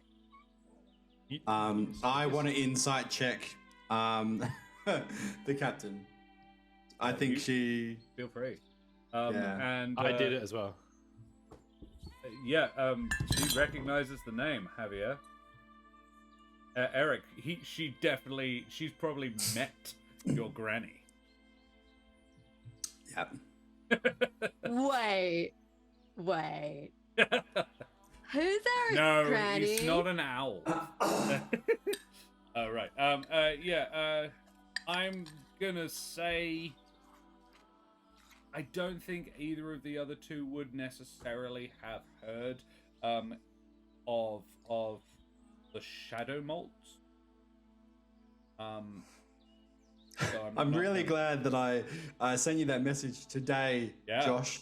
I mean, it didn't need to come up, but it's interesting that it has today. Yeah, I learned a lot about Eric's backstory this afternoon. That's interesting. Yeah, you guys will be welcome to make a history check, but I would say it's quite a high DC. Yes. Oh, you never Let's know. go. And with my natural insight, if I can, I kind of just want to make eye contact with Petra, kind of say, "Hey, can you not Yeah. mention anything?" She's not an idiot. She gets that. She's not a snitch. Yeah. None of you would have any idea. Kesh, the name Shadow Malt does sound vaguely familiar, but nothing rings any bells. It's not super famous, certainly. Mm. Yeah, interesting. Have you? And this is a me question, Brendan. Has Eric ever actually said his surname before? He probably would have avoided it. Yeah, interesting. Mm. Oh, all right. Not as because it just hasn't come up. Yeah. Mm. And his title would probably be Tender Eric. Yes. Yeah. Check. He is a very tender Eric. Yes. It sounds like your moniker for a dating app. Do you want to date Tender Eric? Lusty Javier, or Oh, God. rapacious Arthur. Or are you a little bit more inclined for the gentle Kesh? Yeah. Everyone could do with a gentle cash. Who couldn't? I love Gentle you, gentle cash. Just a cash on the mouth. Yash. 15 no's and a yash is still a cash. There's still a cash. Mr. Connery, what are you doing here? There's a voice I've never used for a character before. And this, she goes in, and while we're doing introductions, this fine young chap here, this strapping young Jerbean lad, is Julio Switchgear. Oh, hey, mateys! Hello. What's going on, Julio? Ahoy! Yeah. Cool. She says, well, let's to it, Julio. He gets back up into the rigging and pulls some ropes taut, and it definitely, the sail is helping propel the vessel, but as are the big beetles. And Julio appears to be manning the sort of in charge of the. So there are some ropes, obviously, that are reins on the beetles, and other ropes that hold the sails down, the sheets they are called. While Petra is the one actually driving the ship, which is a fun thing to get to say. They set off. You are welcome to have chats with them. You're probably going to be riding with them for at least a day and a half. That evening, did anybody want to do anything before you left? We get some of that slime in a vial. I was going to ask about Yeah. that. Is there any sludge lying around that we could just, scrape into something? You could totally get some sludge. I was in the splash zone. Yeah, you probably so- scrape it off your clothing. Well, here's the thing. You were in the shatter zone, but it would have bounced off you and hit the floor, and it's when it stops moving, that's when it goes sludgy. So you actually came out of it pretty clean, Arthur. Eric. Okay. However, she would happily provide you with a 3 vials to gather up stuff with, so you don't even have to provide your own, because none of you have Cool. said that you have any vials. Good. I probably do as a glass blower, but Oh, that's true. Yeah. What does it taste like? Do you want to find out? it depends what color. Chug. Offer, Small town creepy, make a Constitution save. This is If for it's you. purple and sparkly, I might consider it. It's this one is actually it still retains the red, black, and gold color in it. okay, evil Neapolitan ice cream, I right? don't actually think I have Whoa. it programmed in. No, I don't have a Constitution programmed in. It would be just exclamation mark roll d20, roll 20. Shrug. Never mind. Anyway, yes, you gather 3 of them up happily. That's probably the 3 largest puddles are managed to accumulate 1 each. Any of the smaller ones tend to be like filled with grit and grain and stuff like that. You don't want in it. Would probably, yeah. You definitely, small town creepy. You take 2 fire damage, 2 necrotic damage, and 2 radiant damage from drinking the highly toxic stuff. Don't do that. Cool. You are, carted away by her little boat. That evening, she rigs hammocks in the rigging. You guys can get a good night's sleep, and Julio prepares his signature dish for you. He batters some fish that he then fries in boiling oil. Dunks some thinly sliced potatoes in the boiling oil as well, and then he has boiled a bunch of like peas. In a overboiled, almost to the point of like destroying them. Pours them out, sieves them, and then mashes them in with a big pile of butter until they're just a paste, and a good dollop of that on each side. He's like, "There you go." Amazing. This is excellent. Thank you. Yeah. Okay. Julio actually Have you never looks... had mushy peas before, Javier? It's quite an experience. No one has ever had my mushy peas before. Secret home recipe of Mama Switchgear. Do we want to know what the secret is? Basically butter. Oh. Lots Butter is always a and good secret lots for of cooking. Butter. And as you look at it, Kesh, you can see that there is like a ring, like a greasy ring of butter around the dollop of mushy peas. Like it's leaking, except it was not able to absorb all the butter in the mushy peas. Good. I devour it with much enthusiasm. The correct amount of butter. It's the Dare same- I ask, in a world of anthropomorphized animals where cattle are generally giant bugs, Sure. where does butter come from? Bug butter?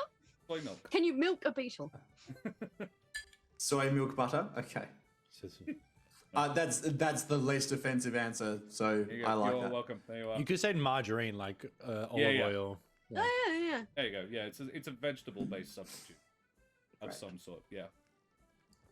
Cool. You do that. Do you have anything you wanted to say or do on the journey? Yeah. I am being very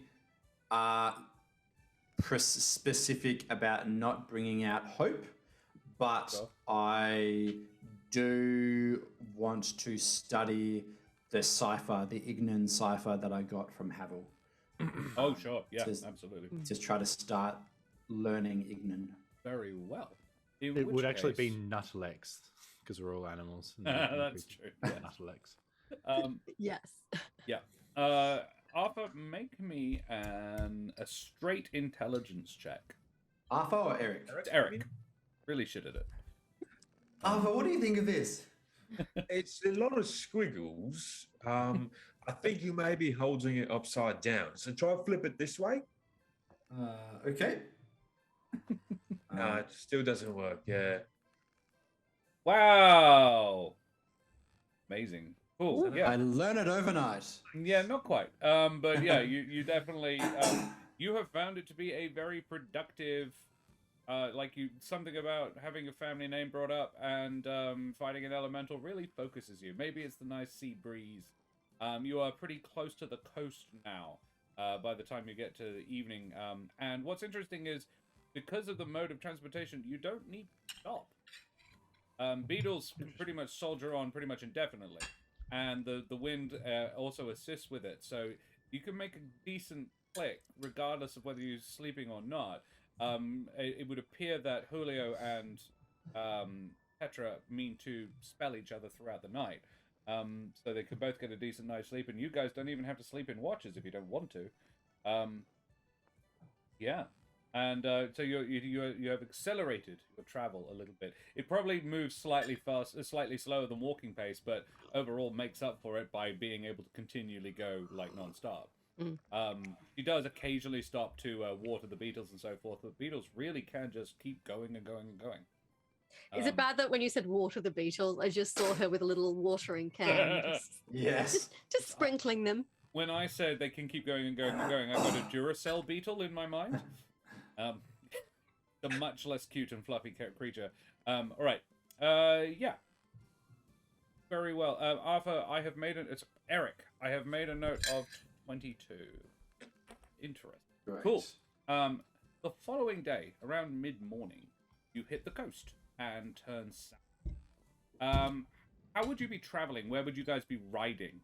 Would you all just be on the main deck? So there's a main deck with a slight aft castle. It's not like you're not talking a galleon. It's more a small yacht size thing on wheels. It's probably 10 foot high. Like you'd need to jump or a rope to get up onto it. But yeah, it's perhaps 25 feet long and got a single mast. It is steered from the rear. The wheels do turn, like the front wheels do turn, but it is steered from the back because Petra is a traditionalist. Yeah, so there would be the main deck and then a slightly raised platform which she steers from. There's enough room up there for 2 other people to stand. And then there is the rigging in which Julio plies his trade most of the time. There is also a crow's nest, which is about probably 30 feet off the ground.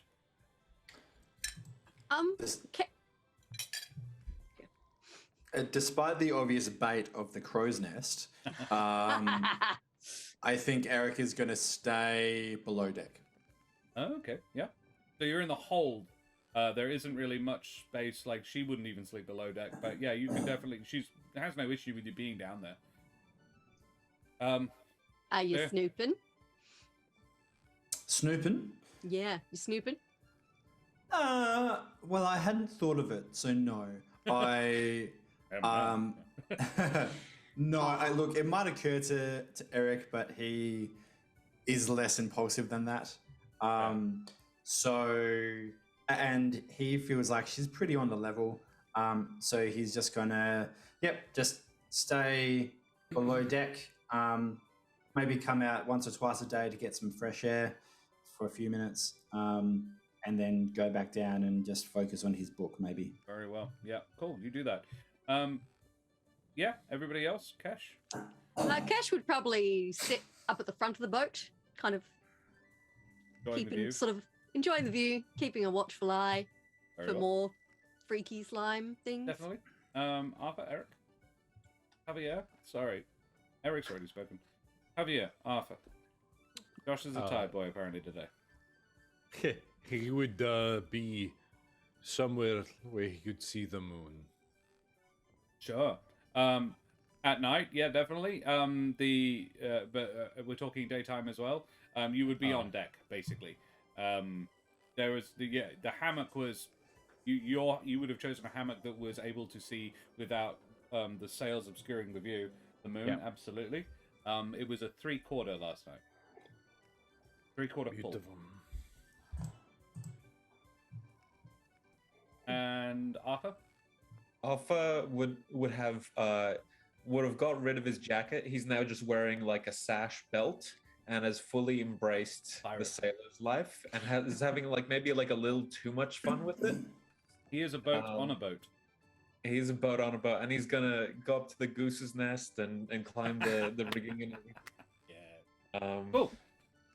Small Town Creepy also raises a great point. These being ex-sailors, do they swear much? No, actually, Petra runs a pretty tight ship. Like, for all that she's fairly relaxed and easygoing, she does appear to have, like, a pretty... she runs a tight vessel. She is an ex-sea captain.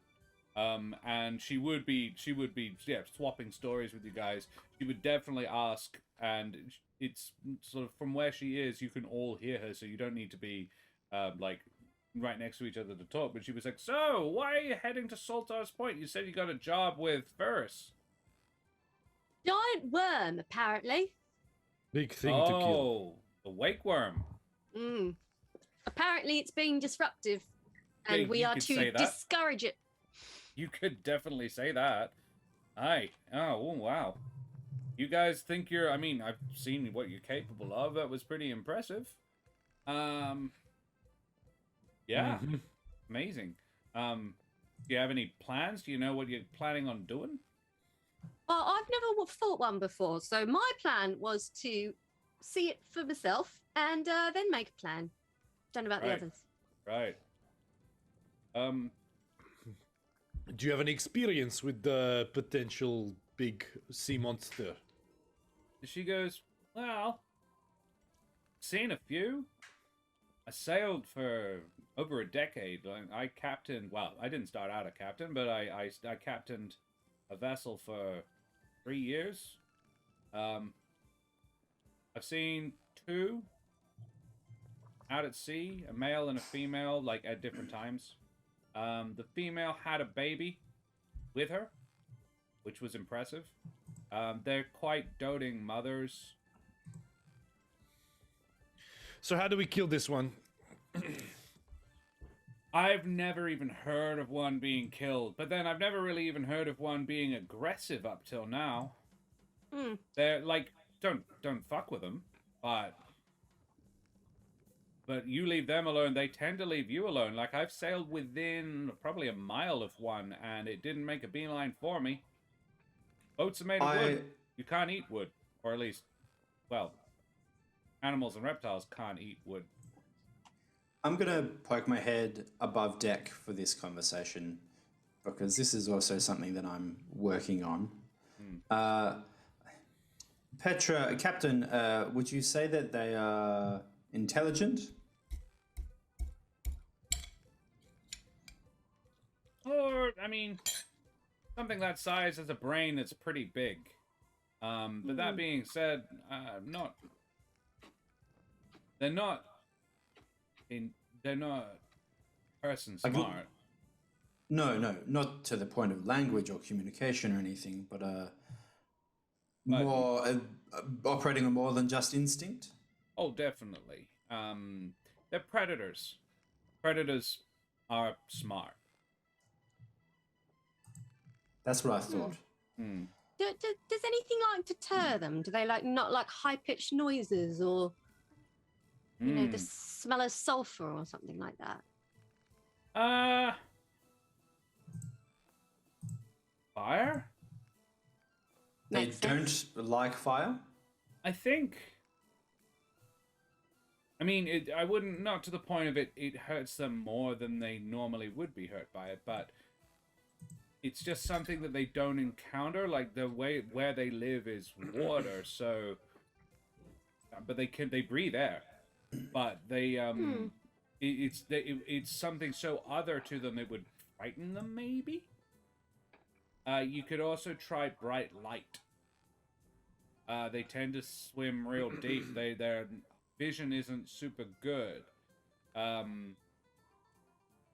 They've got loads of eyes, but none of them. They're all designed for seeing in almost pitch dark. So bright light might luster them. See, the more That being you tell said, me, it might make them upset and angry with you. the more you tell me, the more I'm wondering what on earth it's doing. And like, we've had this weird slime as well that's out of its normal kind of course of things. Yeah. This feels like everything's Yeah, Not it's not in its place. with the two things we've seen in the last couple of days. I don't think the wood is out of the woods yet. Yeah. Fire and death might be over, but well, the fires might be over. Death's not. Hopefully Can not you- our deaths. Can you please make me perception checks? All of us? Yes. Well, Eric, if you're not on deck, then no. Is this during this conversation? No, it would be after. Okay, yeah. Do I still have advantage? No, but Arthur would from where he is. From the goose's nest. The goose's nest. I'll take the first one. No, yeah. 16 is what you needed. Arthur, you spot something. Actually, it's at the tail end of this conversation. You spot something out to sea. So you are currently heading down the last stretch of road towards Saltar's Point. You're maybe a couple of hours out. Maybe the last 10 miles or so. And you look out to port, which is the left for you landlubbers. And you can see a small fishing vessel plying its way through the waves about a mile offshore. And quite suddenly, it is, and very violently, it seems that it is struck by something. Do you raise the alarm? Mateys, I spy a little dinghy off the coastlines. A little dinky. Little dinghy, yes. Is that a boat? Oh, yeah, it's about, yeah. And Petra looks out as well, and she says, "Oh, the sails on the little dinghy flutter as the captain tries to get their vessel underway again. But before they can, you see a sinuous length of a serpentine body rise from the waves, slowly and menacingly. The scaly mass encircles the vessel and then begins to constrict. You fancy you can make out the panicked screams of the crew as a huge head rises from the deeps. It's more hinging wide, a small light swinging from a fleshy appendage above its eyes, all 12 of which seem to be focused on its next meal.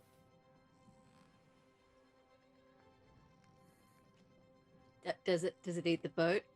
A single bite takes the front third off the unlucky vessel, and the rest shatters under the crushing pressure of the body. And then with a final flick of a huge tail fluke, it's over. A small island of flotsam where the fishermen had been. All right, we're not getting paid enough for this. That wasn't exactly what I thought, but it was on the same lines. Mine involved swear words. Julio. Would you like to go back and steal the airship? Sounds like a great idea. Let's do that. Why do we have to steal it? Can we not just send him a message and say, "Hey, there's a giant worm. Please help"? You see, Arthur, you from your position, Julio is standing on one of the spars in the rigging, and you see him looking out, and he takes off it's got a tricorn cap with a flamboyant feather in it. He takes it off and puts it against his chest, and you hear him say, "Fair winds guide you home, Marcus." You knew that guy? Yes. And Petra says, "That was the unlooked for gift. We knew our captain. Good Oh, man. Sorry. Honest. I have a very sad meeting to have with his widow now. Poor Shala. He always hated the sea." I feel really bad. I've gotten a lot of backstory on these people now.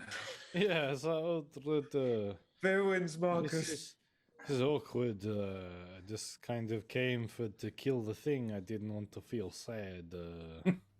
I'm feeling a lot of things, including how on earth are we supposed to do something about that? It's huge. Don't get the fishing boat. But how Yeah.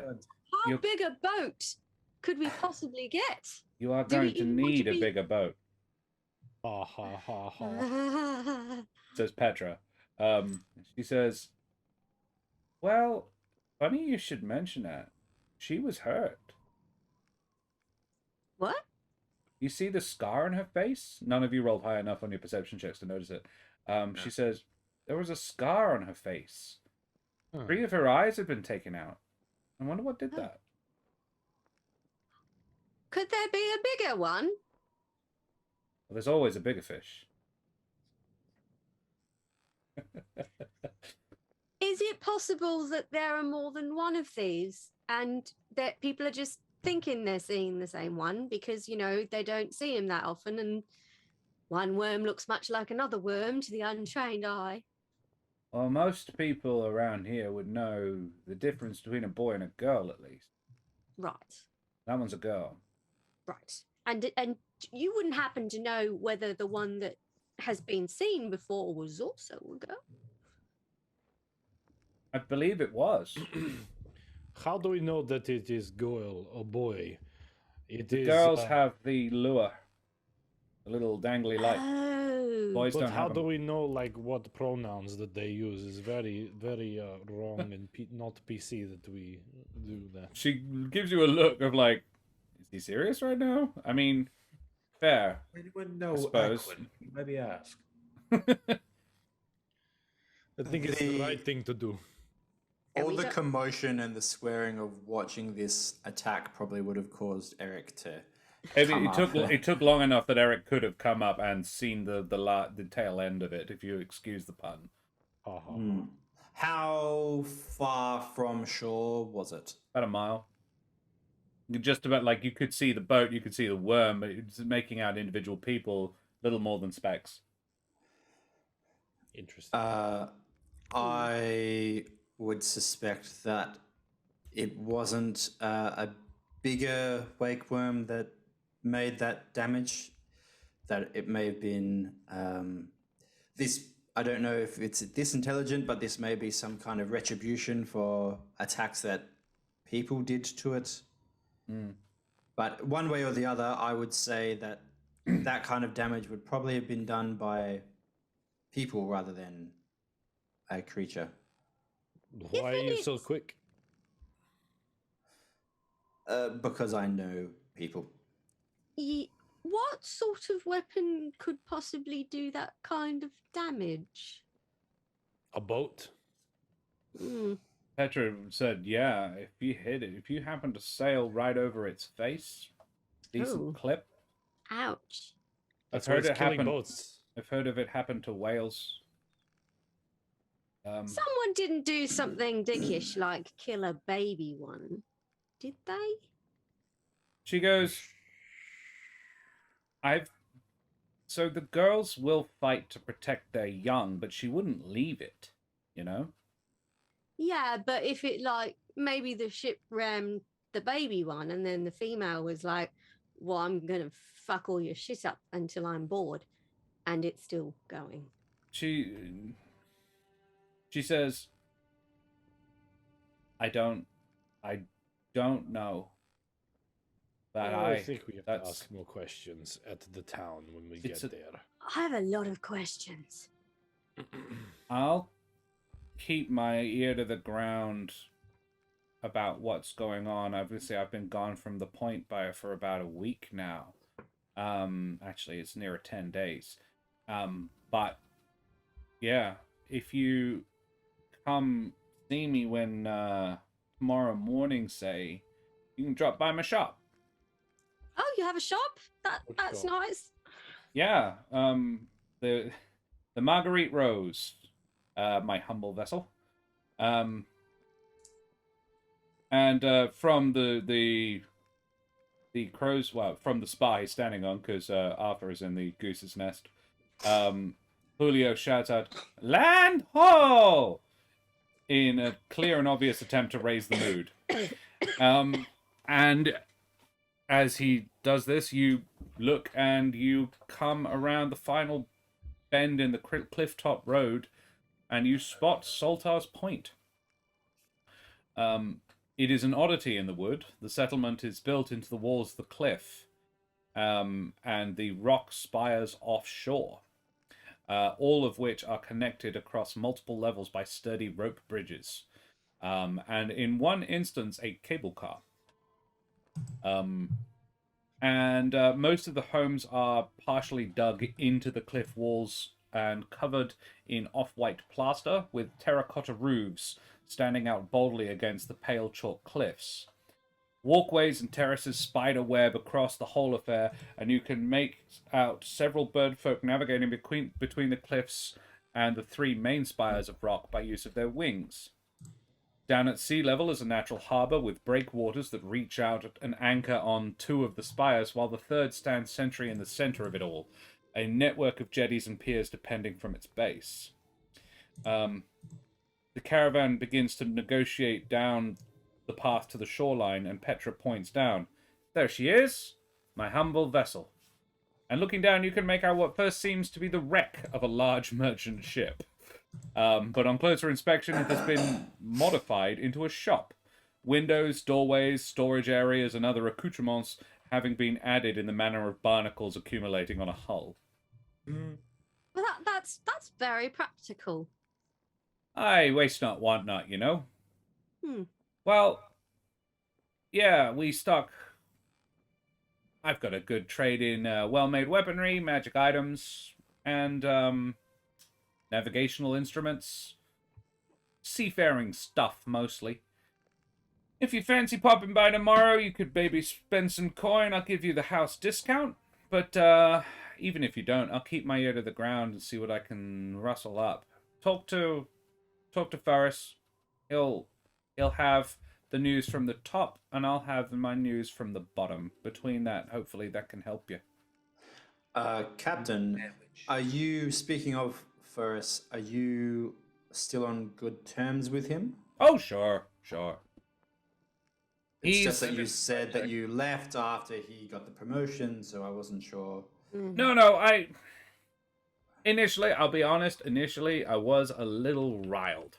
But, see, Ferris is a Vulcan, and I'm from an old school family.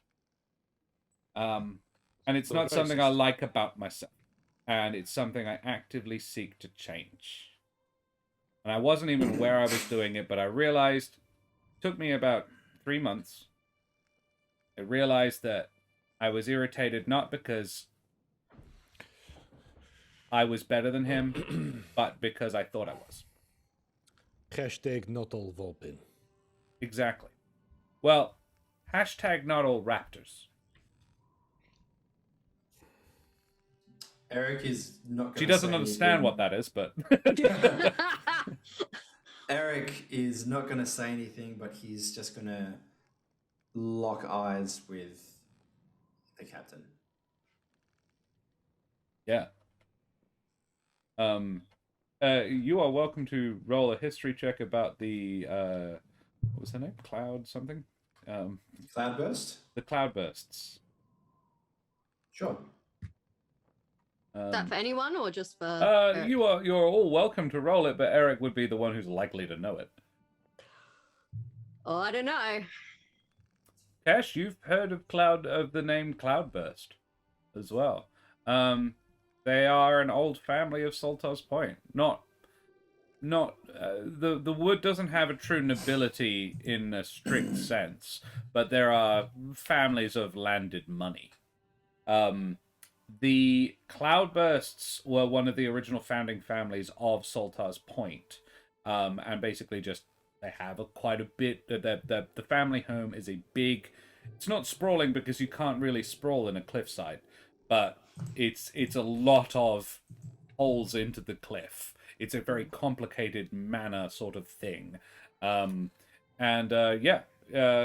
would have heard of them. Eric, I would also say, not quite as much detail, but you definitely have heard of the Cloudbursts as well. And she meets your eyes and she nods, just once, just sort of like, I get it.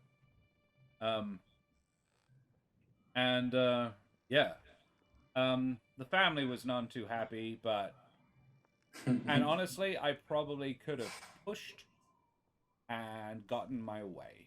And looking back, I'm glad I didn't. I think you were where you needed to be, Petra. Well, I'm glad I'm where I am. Put it that way. And so are we.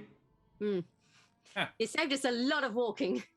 Well, you saved me an awful lot of money and possibly my life, so call it even, at least. Not Cool. yet.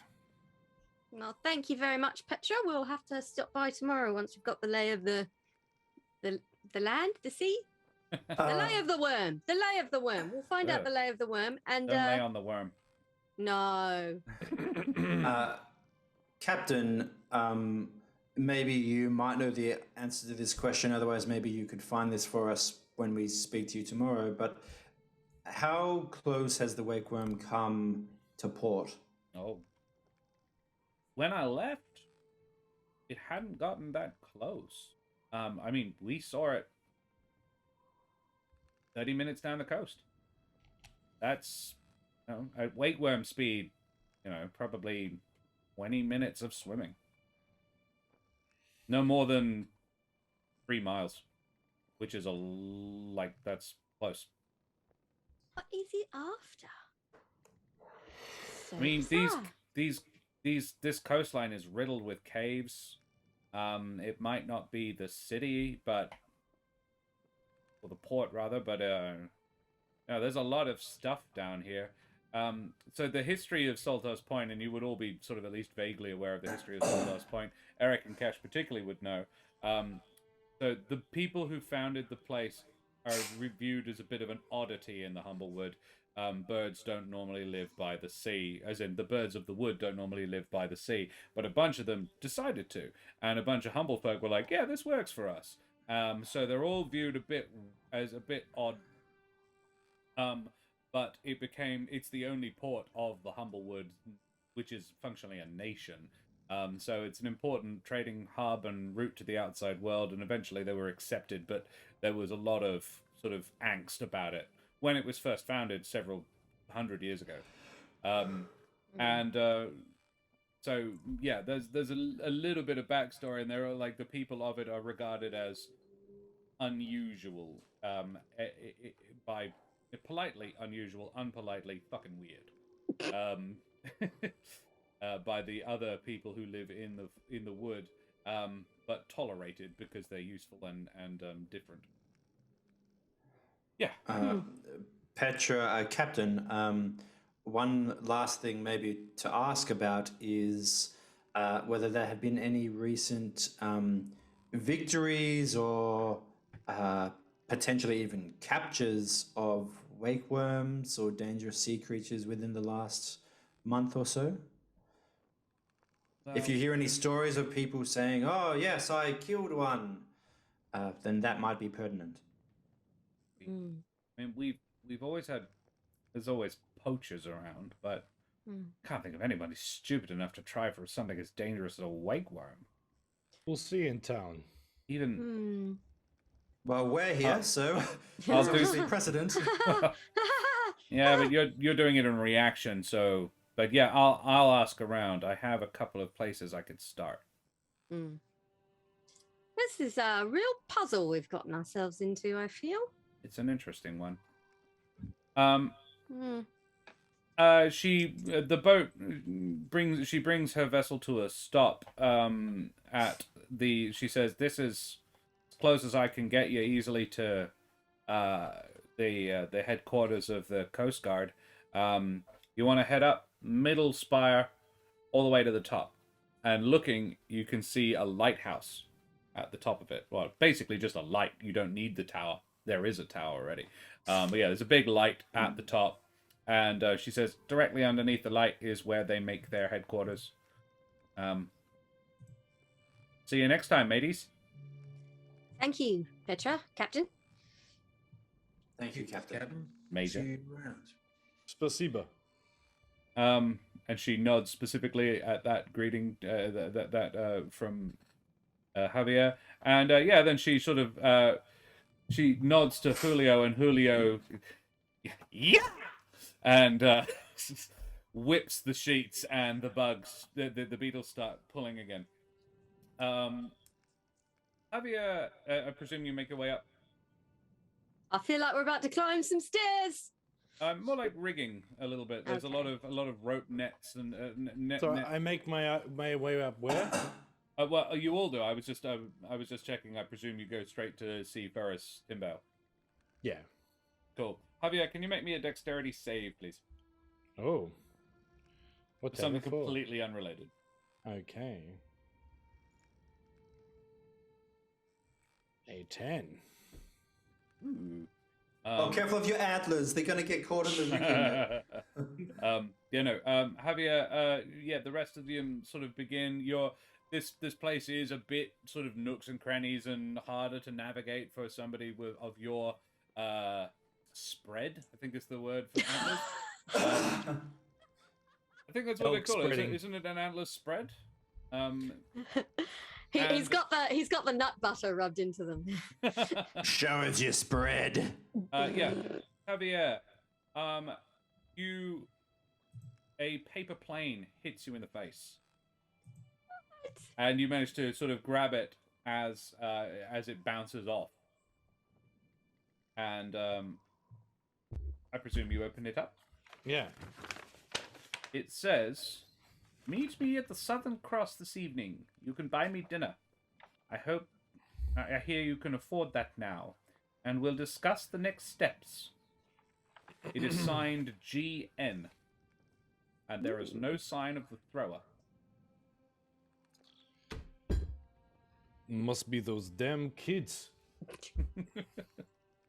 Did we see this? I will let Javier decide if it was witnessed or not. What was witnessed? The whole thing? I mean, you would have seen a plane get thrown into my face. Well, my point was, Javier is having a little bit more difficulty navigating than everybody else, so he would have been last in the line. So if Javier doesn't want anybody, he definitely would have not wanted anyone to notice it. Very well. So unless you draw attention to it, nobody else would notice.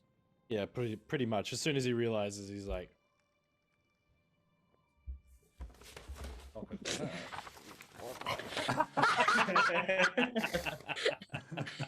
like, why did it have to be A4? Oh. And it's a really thick grain paper as well. Oh, it's so dry. It's like watercolor paper. Are you fine? Yes, I'm fine. I didn't realize we were traveling with a goat. I take offense to that.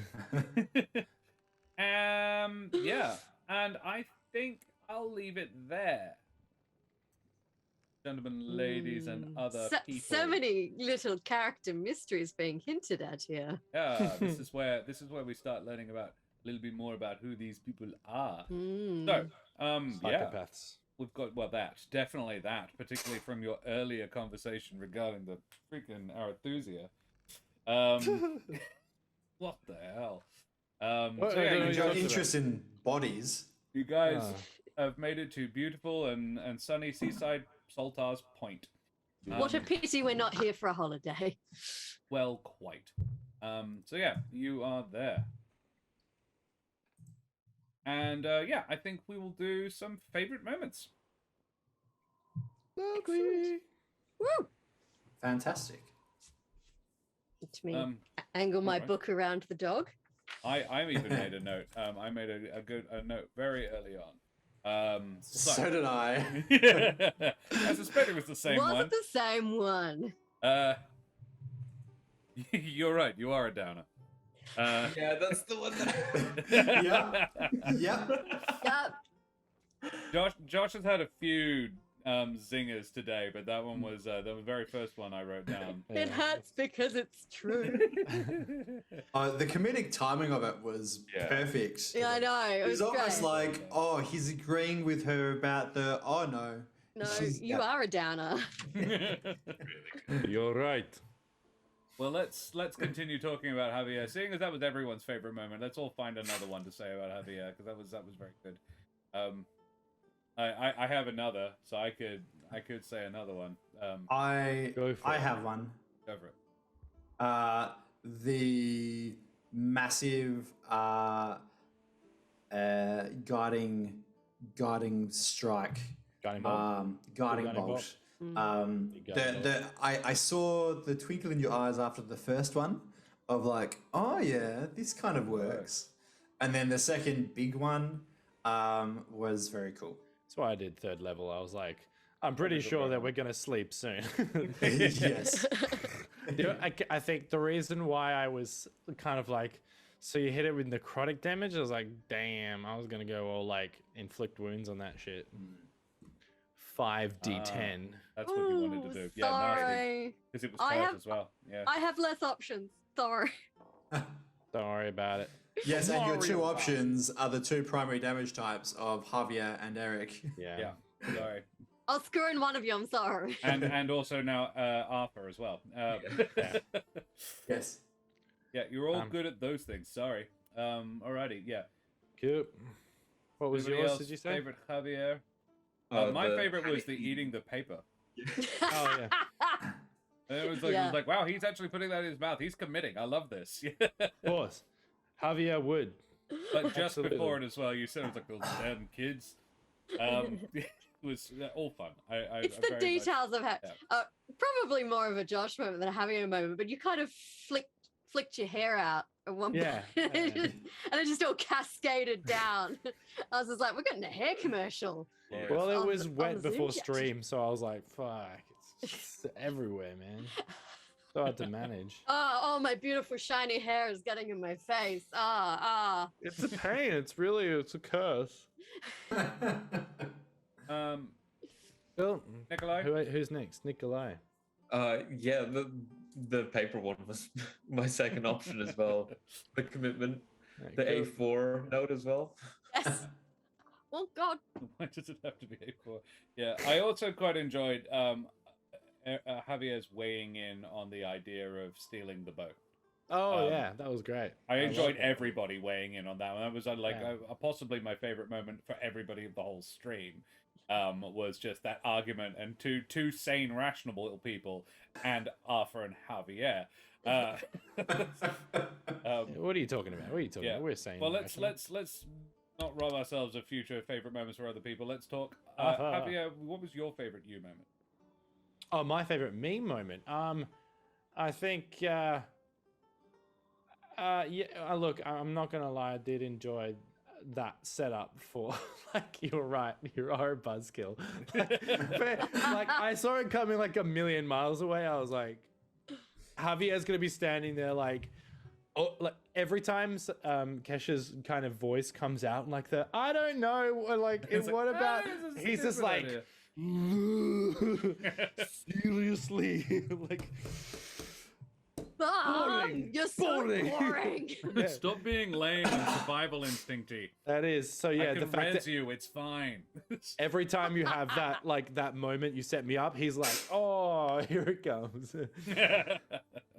Yeah.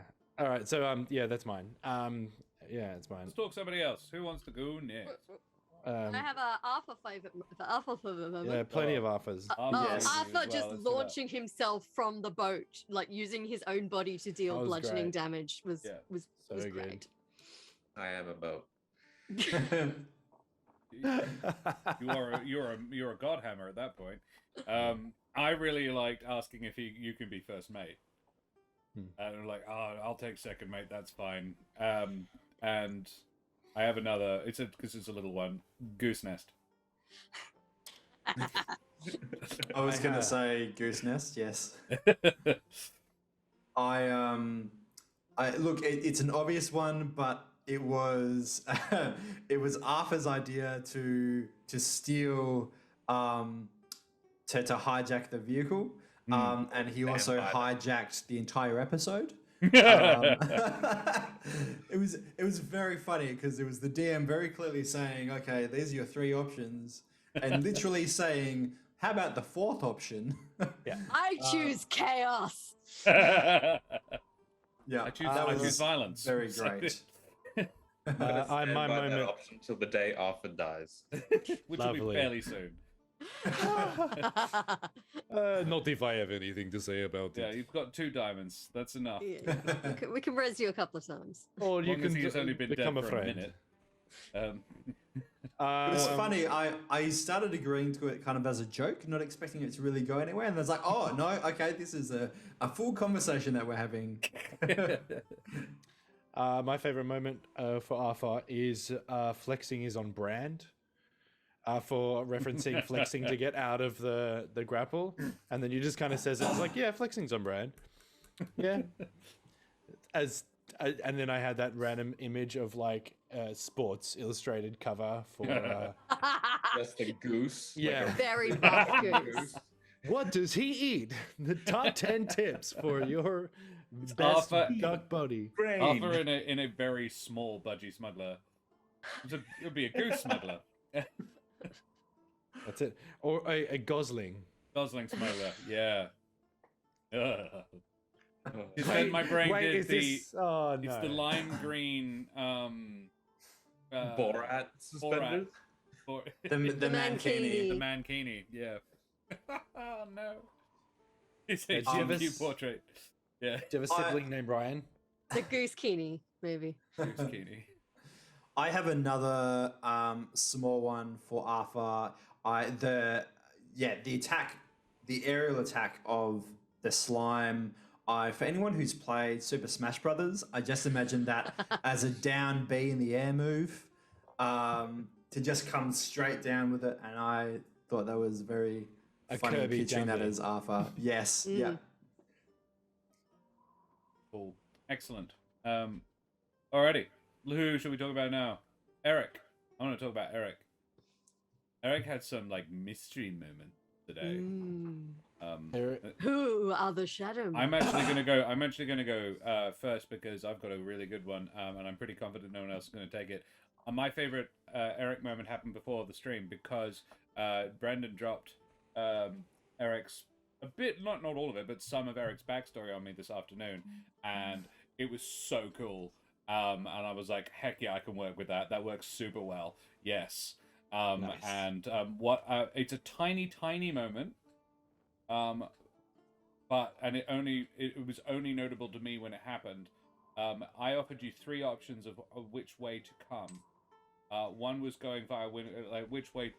The 3 options of how to get to Saltar's Point. One went sort of near Winnowing Reach. One went sort of near Brackenmill, and one went straight across the forest. And Eric was like, "Yeah, Winnowing Reach or straight across the forest is up for me. I'm all good with that." And it was neatly, really smallly done. I was just like, I don't want to go anywhere near Brackenmill. And that's interesting. Yeah, very cool.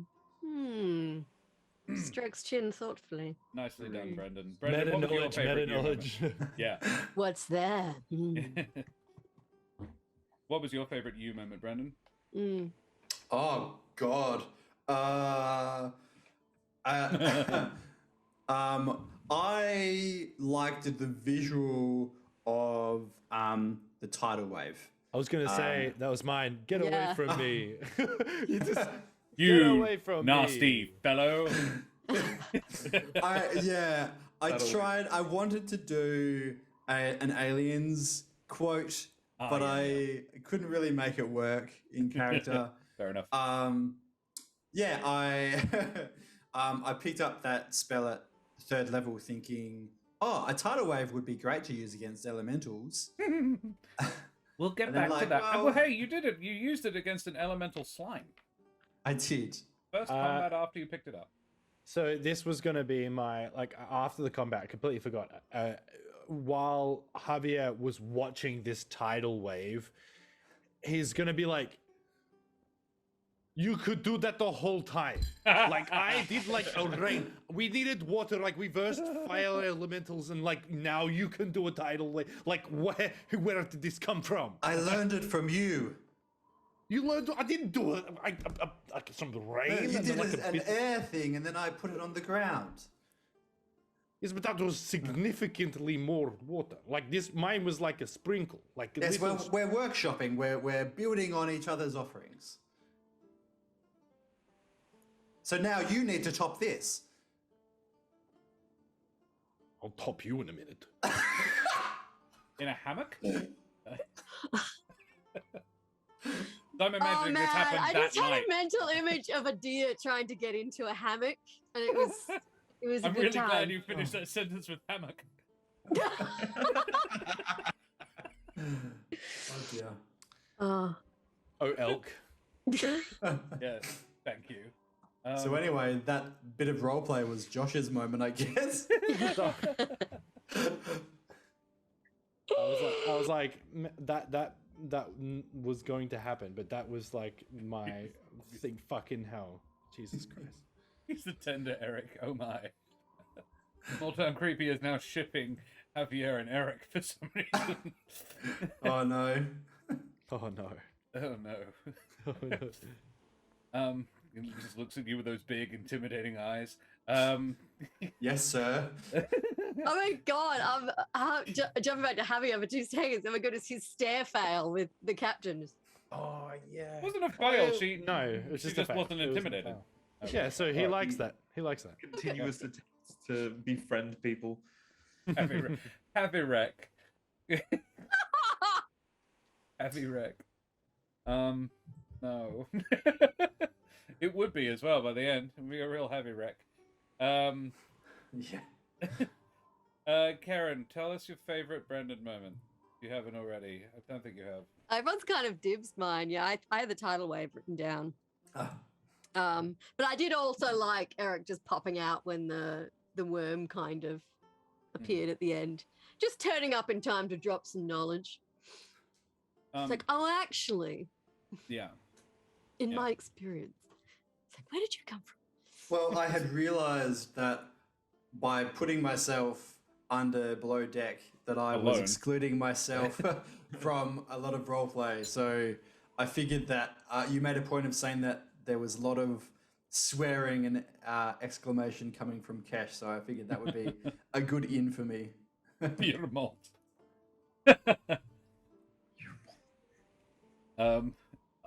Nikolai, favorite Brendan? The Eric has been such a I don't know, very sweet and kind of fairly amiable with everyone, but then the moment he meets this person that might know something to do with his family, he's just turned cagey. And all I've been imagining is just the extreme zoom ups on Eric and Petra's eyes, just narrowing down at each other as they're doing the insight checks and everything. You know the shady dog from The Simpsons? Yeah. I have another me moment, another minor one, sorry. The seeing Arthur get hit by one, and then doing the stick to the shadows with that. That's a very cool spell, I think. I Nice. think I'll be doing that more often. Oh, love it. Kesh has a very low AC as well, just FYI. Hey, Kesh didn't get touched in this one. Yeah, She's no, fine she with was that. doing ranger stuff. Speaking of Kesh, Karen, what was your favorite Kesh moment? Is it bad as a little moment when Arthur's gone full pirate and Kesh is like, so it's a boat? It's like, yeah, it's a boat.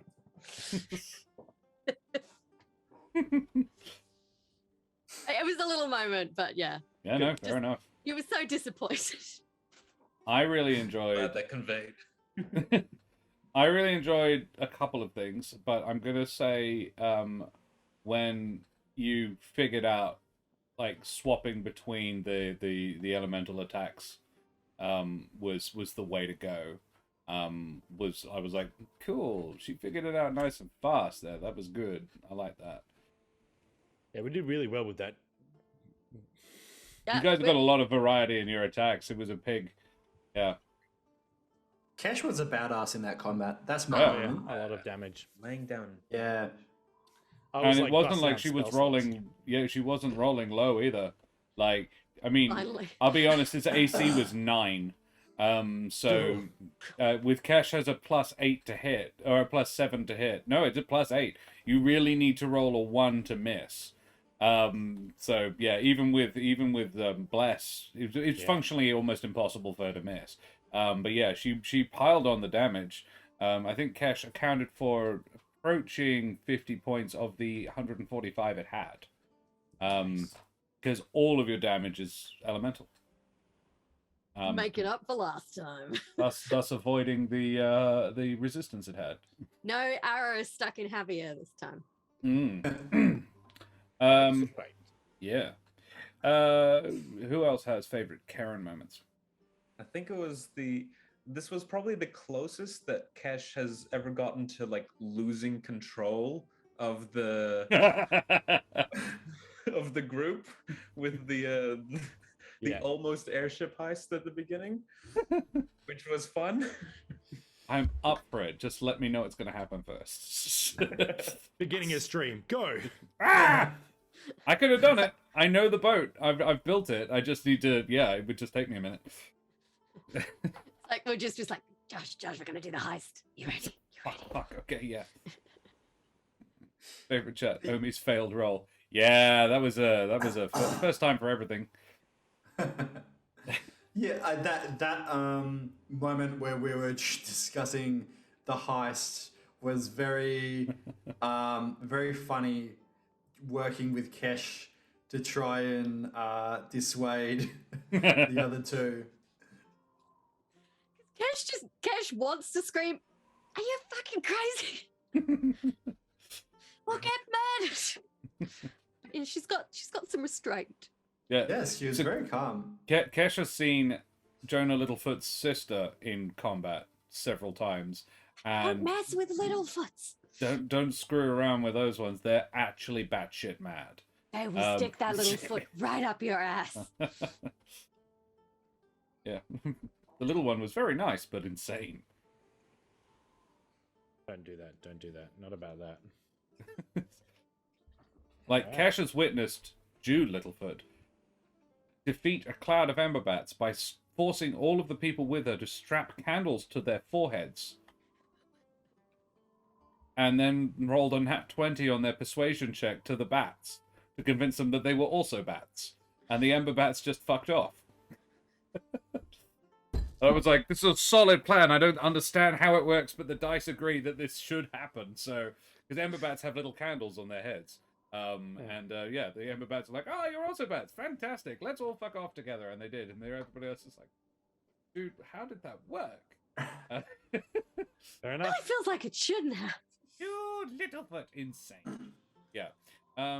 Cool. Any other favorite Kesh moments, or shall we move on? I'm gonna get close the scene, close the stream off. Nope, splendid. All right. I think so. Yeah, I've got Alrighty. some DM moments. Mm. Me too. I actually have a few, so I will hold on to a couple of them and bring them up if they don't come up later. But I really liked that Julio's accent was an Antonio Banderas impression 3 octaves higher. That was very funny. I'm like, I recognize this accent, Yes. but in a different pitch. Yeah. Antonio Interestingly- Banderas on a helium balloon. Interestingly, Yeah. Antonio Banderas is the voice I do for a different character in this world. There is a divination professor called Corvax Ravania who speaks very slow, and he is inspired by the Antonio Banderas of 13th Warrior. The Antonio Banderas trying and failing miserably to do an Arabic accent. That movie's a whole It's lot of awful. It's a hot mess, but it's so good.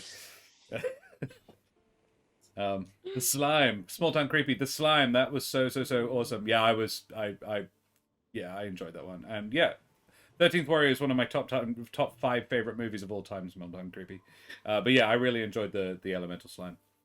Well, I enjoyed the fact that it wasn't just a dozen of them for the whole time. I was like, oh, there's gonna be so many. Yeah, no, I did enjoy the by our slime powers combined. well, yeah. Look behind the DM screen. It was written as end of first round of combat. They all combined. As soon as like 4 or 5 of them have died, the rest join together. So yeah, you killed 3 or 4, and then all of a sudden, bloop, they go there. And only then did I even bother writing what their hit points were. Fair enough. Fair enough. I didn't want to have to keep track of hit points for 36 creatures or whatever it was. Yeah, good on you.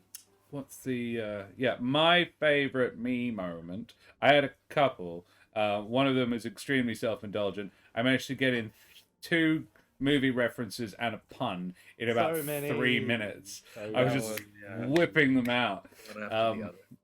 And Breaking our heads. yeah. And I saw the grimace at the pun. And I was just like, yeah, my bad. Gonna need a bigger boat. Yeah, obviously. That is That's it. slated for the title for next episode. Yes. Jaws 5. I really loved the description of the Marguerite Rose of like this wrecked ship that has like all these. I loved that. That was really cool. Yeah. That was like Yeah. such a vivid image of like this little, like store in the center of this in the center of Saltar's Point. Mm. Yeah, it's down on the beach. It literally just washed up. It might even have been her old ship. The book does not specify. Petra Cloudburst is from the book. She is not a creation of mine. I have obviously fleshed her out, but yeah, she is not mine. Her trundling boat beetle creature thing is mine, as is Julio. But I feel like I could have guessed that. That Julio was you. yeah. Yeah.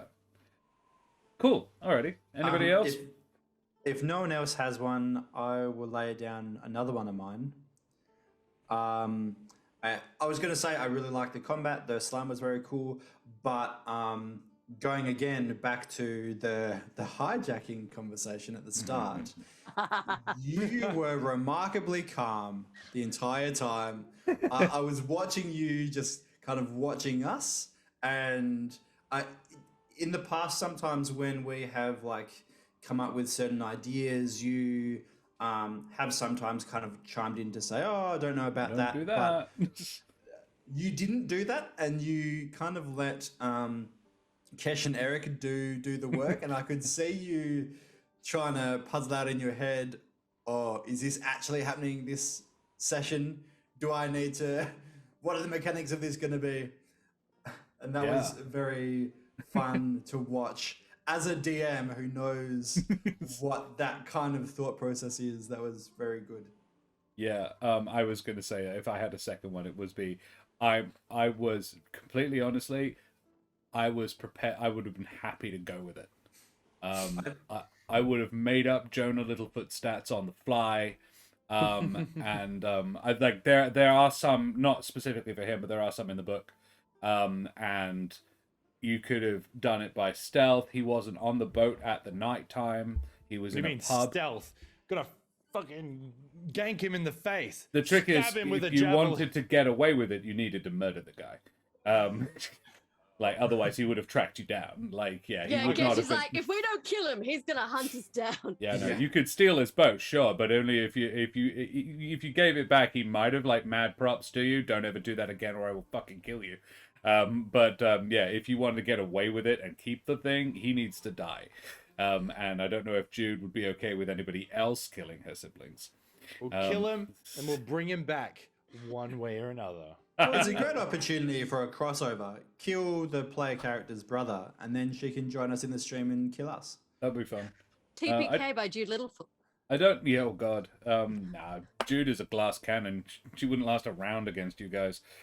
She might be a level higher, but yeah, she's got pretty scary. She's got. She's only the only character. I think most of you have more hit points than she does. Arthur definitely does. Arthur and Jude one-on-one. Arthur has her. He's just got that goose rage. It's really effective. Also, with that new mace, you could probably 2-hit her. Yeah. It would be 3. She has 43 hit points, so she's only got 4 more than Eric and Kesh, and she's got 3 less than Javier.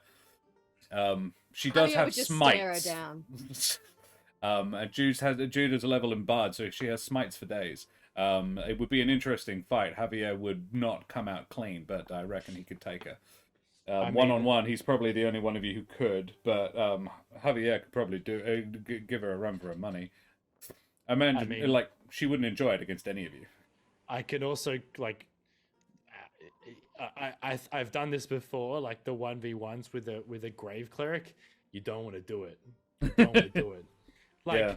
I'm just like, I'm going to cast a thing on you that the next turn I do double damage, and then I'm going to cast my maximum spell damage, which is 5d10, which will be like the equivalent to 10d10. We'll see how you do. We'll see how you do. No worries. Let's not game out inter-party conflict. Alrighty. Well, that was fun, guys. Thank you so much for playing and watching. 44 damage. Yeah, that'll do it. That'll do it. She's dead. Did you roll the Sorry, Jude.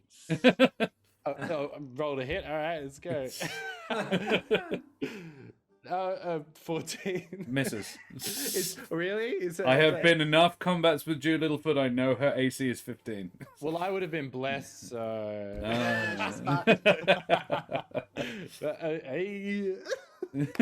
There it is. No. And then if I kill her, I'll bring her back one way or another. Yeah, the thing is, if you kill her, then Nevermore will find you. She'll be alive. She'll just be like a friend of mine. That's true. Yeah, she'll be a little moldy. Alrighty. Well, guys, we will go away from here now because we've been streaming for a while. But first of all, we need to talk about the wonderful people who have played with me this evening and we have had some fun with us. If you've enjoyed the show, please chuck us a follow. And if you really enjoyed the show, please chuck us a subscribe. Check out our socials. We have all of the ones that are worth having and a couple that aren't. We have the YouTube. So you can catch up on all the past episodes you may have missed. And head on over to Roll for Damage for my other Humblewood crew, where they try and figure out how to get Helvig back from the Plane of Fire and also rob an Ep8, which is going to be interesting, on Monday night. And on Wednesday night, in 13 days, we will have the Avatar crew from Roll for Damage here to do a series of 3 one-shots with the new Avatar Legends system, DM'd by Rhythm of the Mind, and featuring D-Rab, Axel Bebbington, AJ Winters of Winter's Tales, and Matt Brown from Split the Party. So, guys, who the heck are you, Brendan? Who the heck are you? I am Hacking Brendan Ellis. I am an actor, director in Perth, also the current artistic director of Perth Playback Theatre. We're going to do some fringe shows, so keep an eye out for that. We need links for that, so I can mob them. Yes. Yes, and I would just bring up our wonderful artist, Daria Yevdanova. She does our artwork for Humblewood of Monsters and Magic, and she also did our Heavy Hype and our Rage Arthur. Arthur Raid, Goose Raid. That's the one. Karen, who the heck are you? I'm Heckin' Karen. I'm a writer, a puppeteer. I'm working on a shark film pitch with a couple of friends. You can support it by following Dead Point Film on Instagram and Dead Point Film on Facebook. And this is Birdie the Derp Shark, who I bought to inspire myself. It's worked super well. It's working great. You can also hear my dulcet tones on the There Be Dragons podcast, where I play Dragonborn badass Ryland Westfall. And if you feel like doing me one more tiny favor, I have spent some time making us a merch store. So even if you don't want to buy anything, you can just go and look at it and be like, Check it out. solid work. I like it. We have a Javier Christmas t-shirt. All proceeds from the sale of the Javier Christmas t-shirt go to fix Josh's leg. As it was a fairly expensive operation. And much like I think Tesco's or any hardcore drug addict could tell you, every little helps. But I've also had some fun putting the little bottle, ship in a bottle with the tentacle on stuff as well. So Speaking of hardcore drug addicts, Josh, who the heck are you? yeah. It is I'm the hardcore drug addict. Sorry if I'm My putting name you on is blast there, it wasn't intended. Joshua Martin City Towns. I am addicted to the sound of silence, and it's great. I am a Perth-based actor, musical theatre enthusiast, and overall superstar of all things weird. I have a lovely squishy croissant that keeps me safe and warm in the nights. But when I'm not doing that, I perform on stage. I'm doing Little Women in a few weeks, and that'll be wonderful. I'm doing The play. play. It is a musical, and the name of the musical is Little Women. Little Women. You're not doing Little Women. I'm doing Little Women. Very well. So And that's it. That's all. Axel doesn't identify that way. Yeah, it's true. It's true. Little thems. Little them. Nikolai, who the heck are you, please? Hi, I'm Nikolai. I play D&D. I'll be finishing off my one shot at the start of next month. Yeah, you will. And next week, I'm over on Roll for Damage doing their one shot Wednesday. Ooh. I'll be playing Zlatan. He's a big muscular wizard man. Zlatan, the footy. Muscle Wizard. Yes. Muscle Wizards are very cool. Yes. Love it. I And played a game with a barbarian/wizard once. That was very interesting. yeah. And Mesdames et Messieurs, Damen und Herren, and beings of indeterminate gender and persuasion, I am and have been and will be again Josh the Pirate, your humble DM and storyteller for this evening. If you enjoyed my DM style, you can check me out over on Roll for Damage on Monday nights, where I DM more Humblewood, so you can get more insanity from this as very similar group of people in the same world and setting. In fact, currently they're not in the same world; they're on the plane of fire. It's a bad time for everybody. Particularly for the slave master they just met and murdered, which was like a legitimate response to finding a slave master. If you enjoy my face and voice, you can check me out in Paparotica at Fringe World. I will be putting the dates in a prompt soon, but right now it's just the 14th to, I think, the 29th of January. Yeah, we've got 15 shows, so you can come and check me out there. And if you think you could stand to tone the face down a bit, but you like the majestic voice, you can find me in the podcast There Be Dragons. We're a 5e D&D podcast in a fantasy gunpowder setting where I played the infamous and deadly pirate Scan Felspar and his little dragon Grosh. And I don't have any of that tasty beverage that you can't have there. So I think we need to go and raid somebody. At this point, we should pass on the love. And GM's Workshop is currently streaming, and we've never gotten to raid them because they usually raid us. So let's quickly go and do that, shall we? Yeah. Drop a raid on them. Chuck up your favorite raid emotes in chat and tell them where you came from. Show them the love, as we like to do, and we will see you guys, hopefully, next week. Take care, everybody. We're going to start the raid now. Stick around for that. Yeah, tell them where you came from. Say goodbye, everybody. Bye.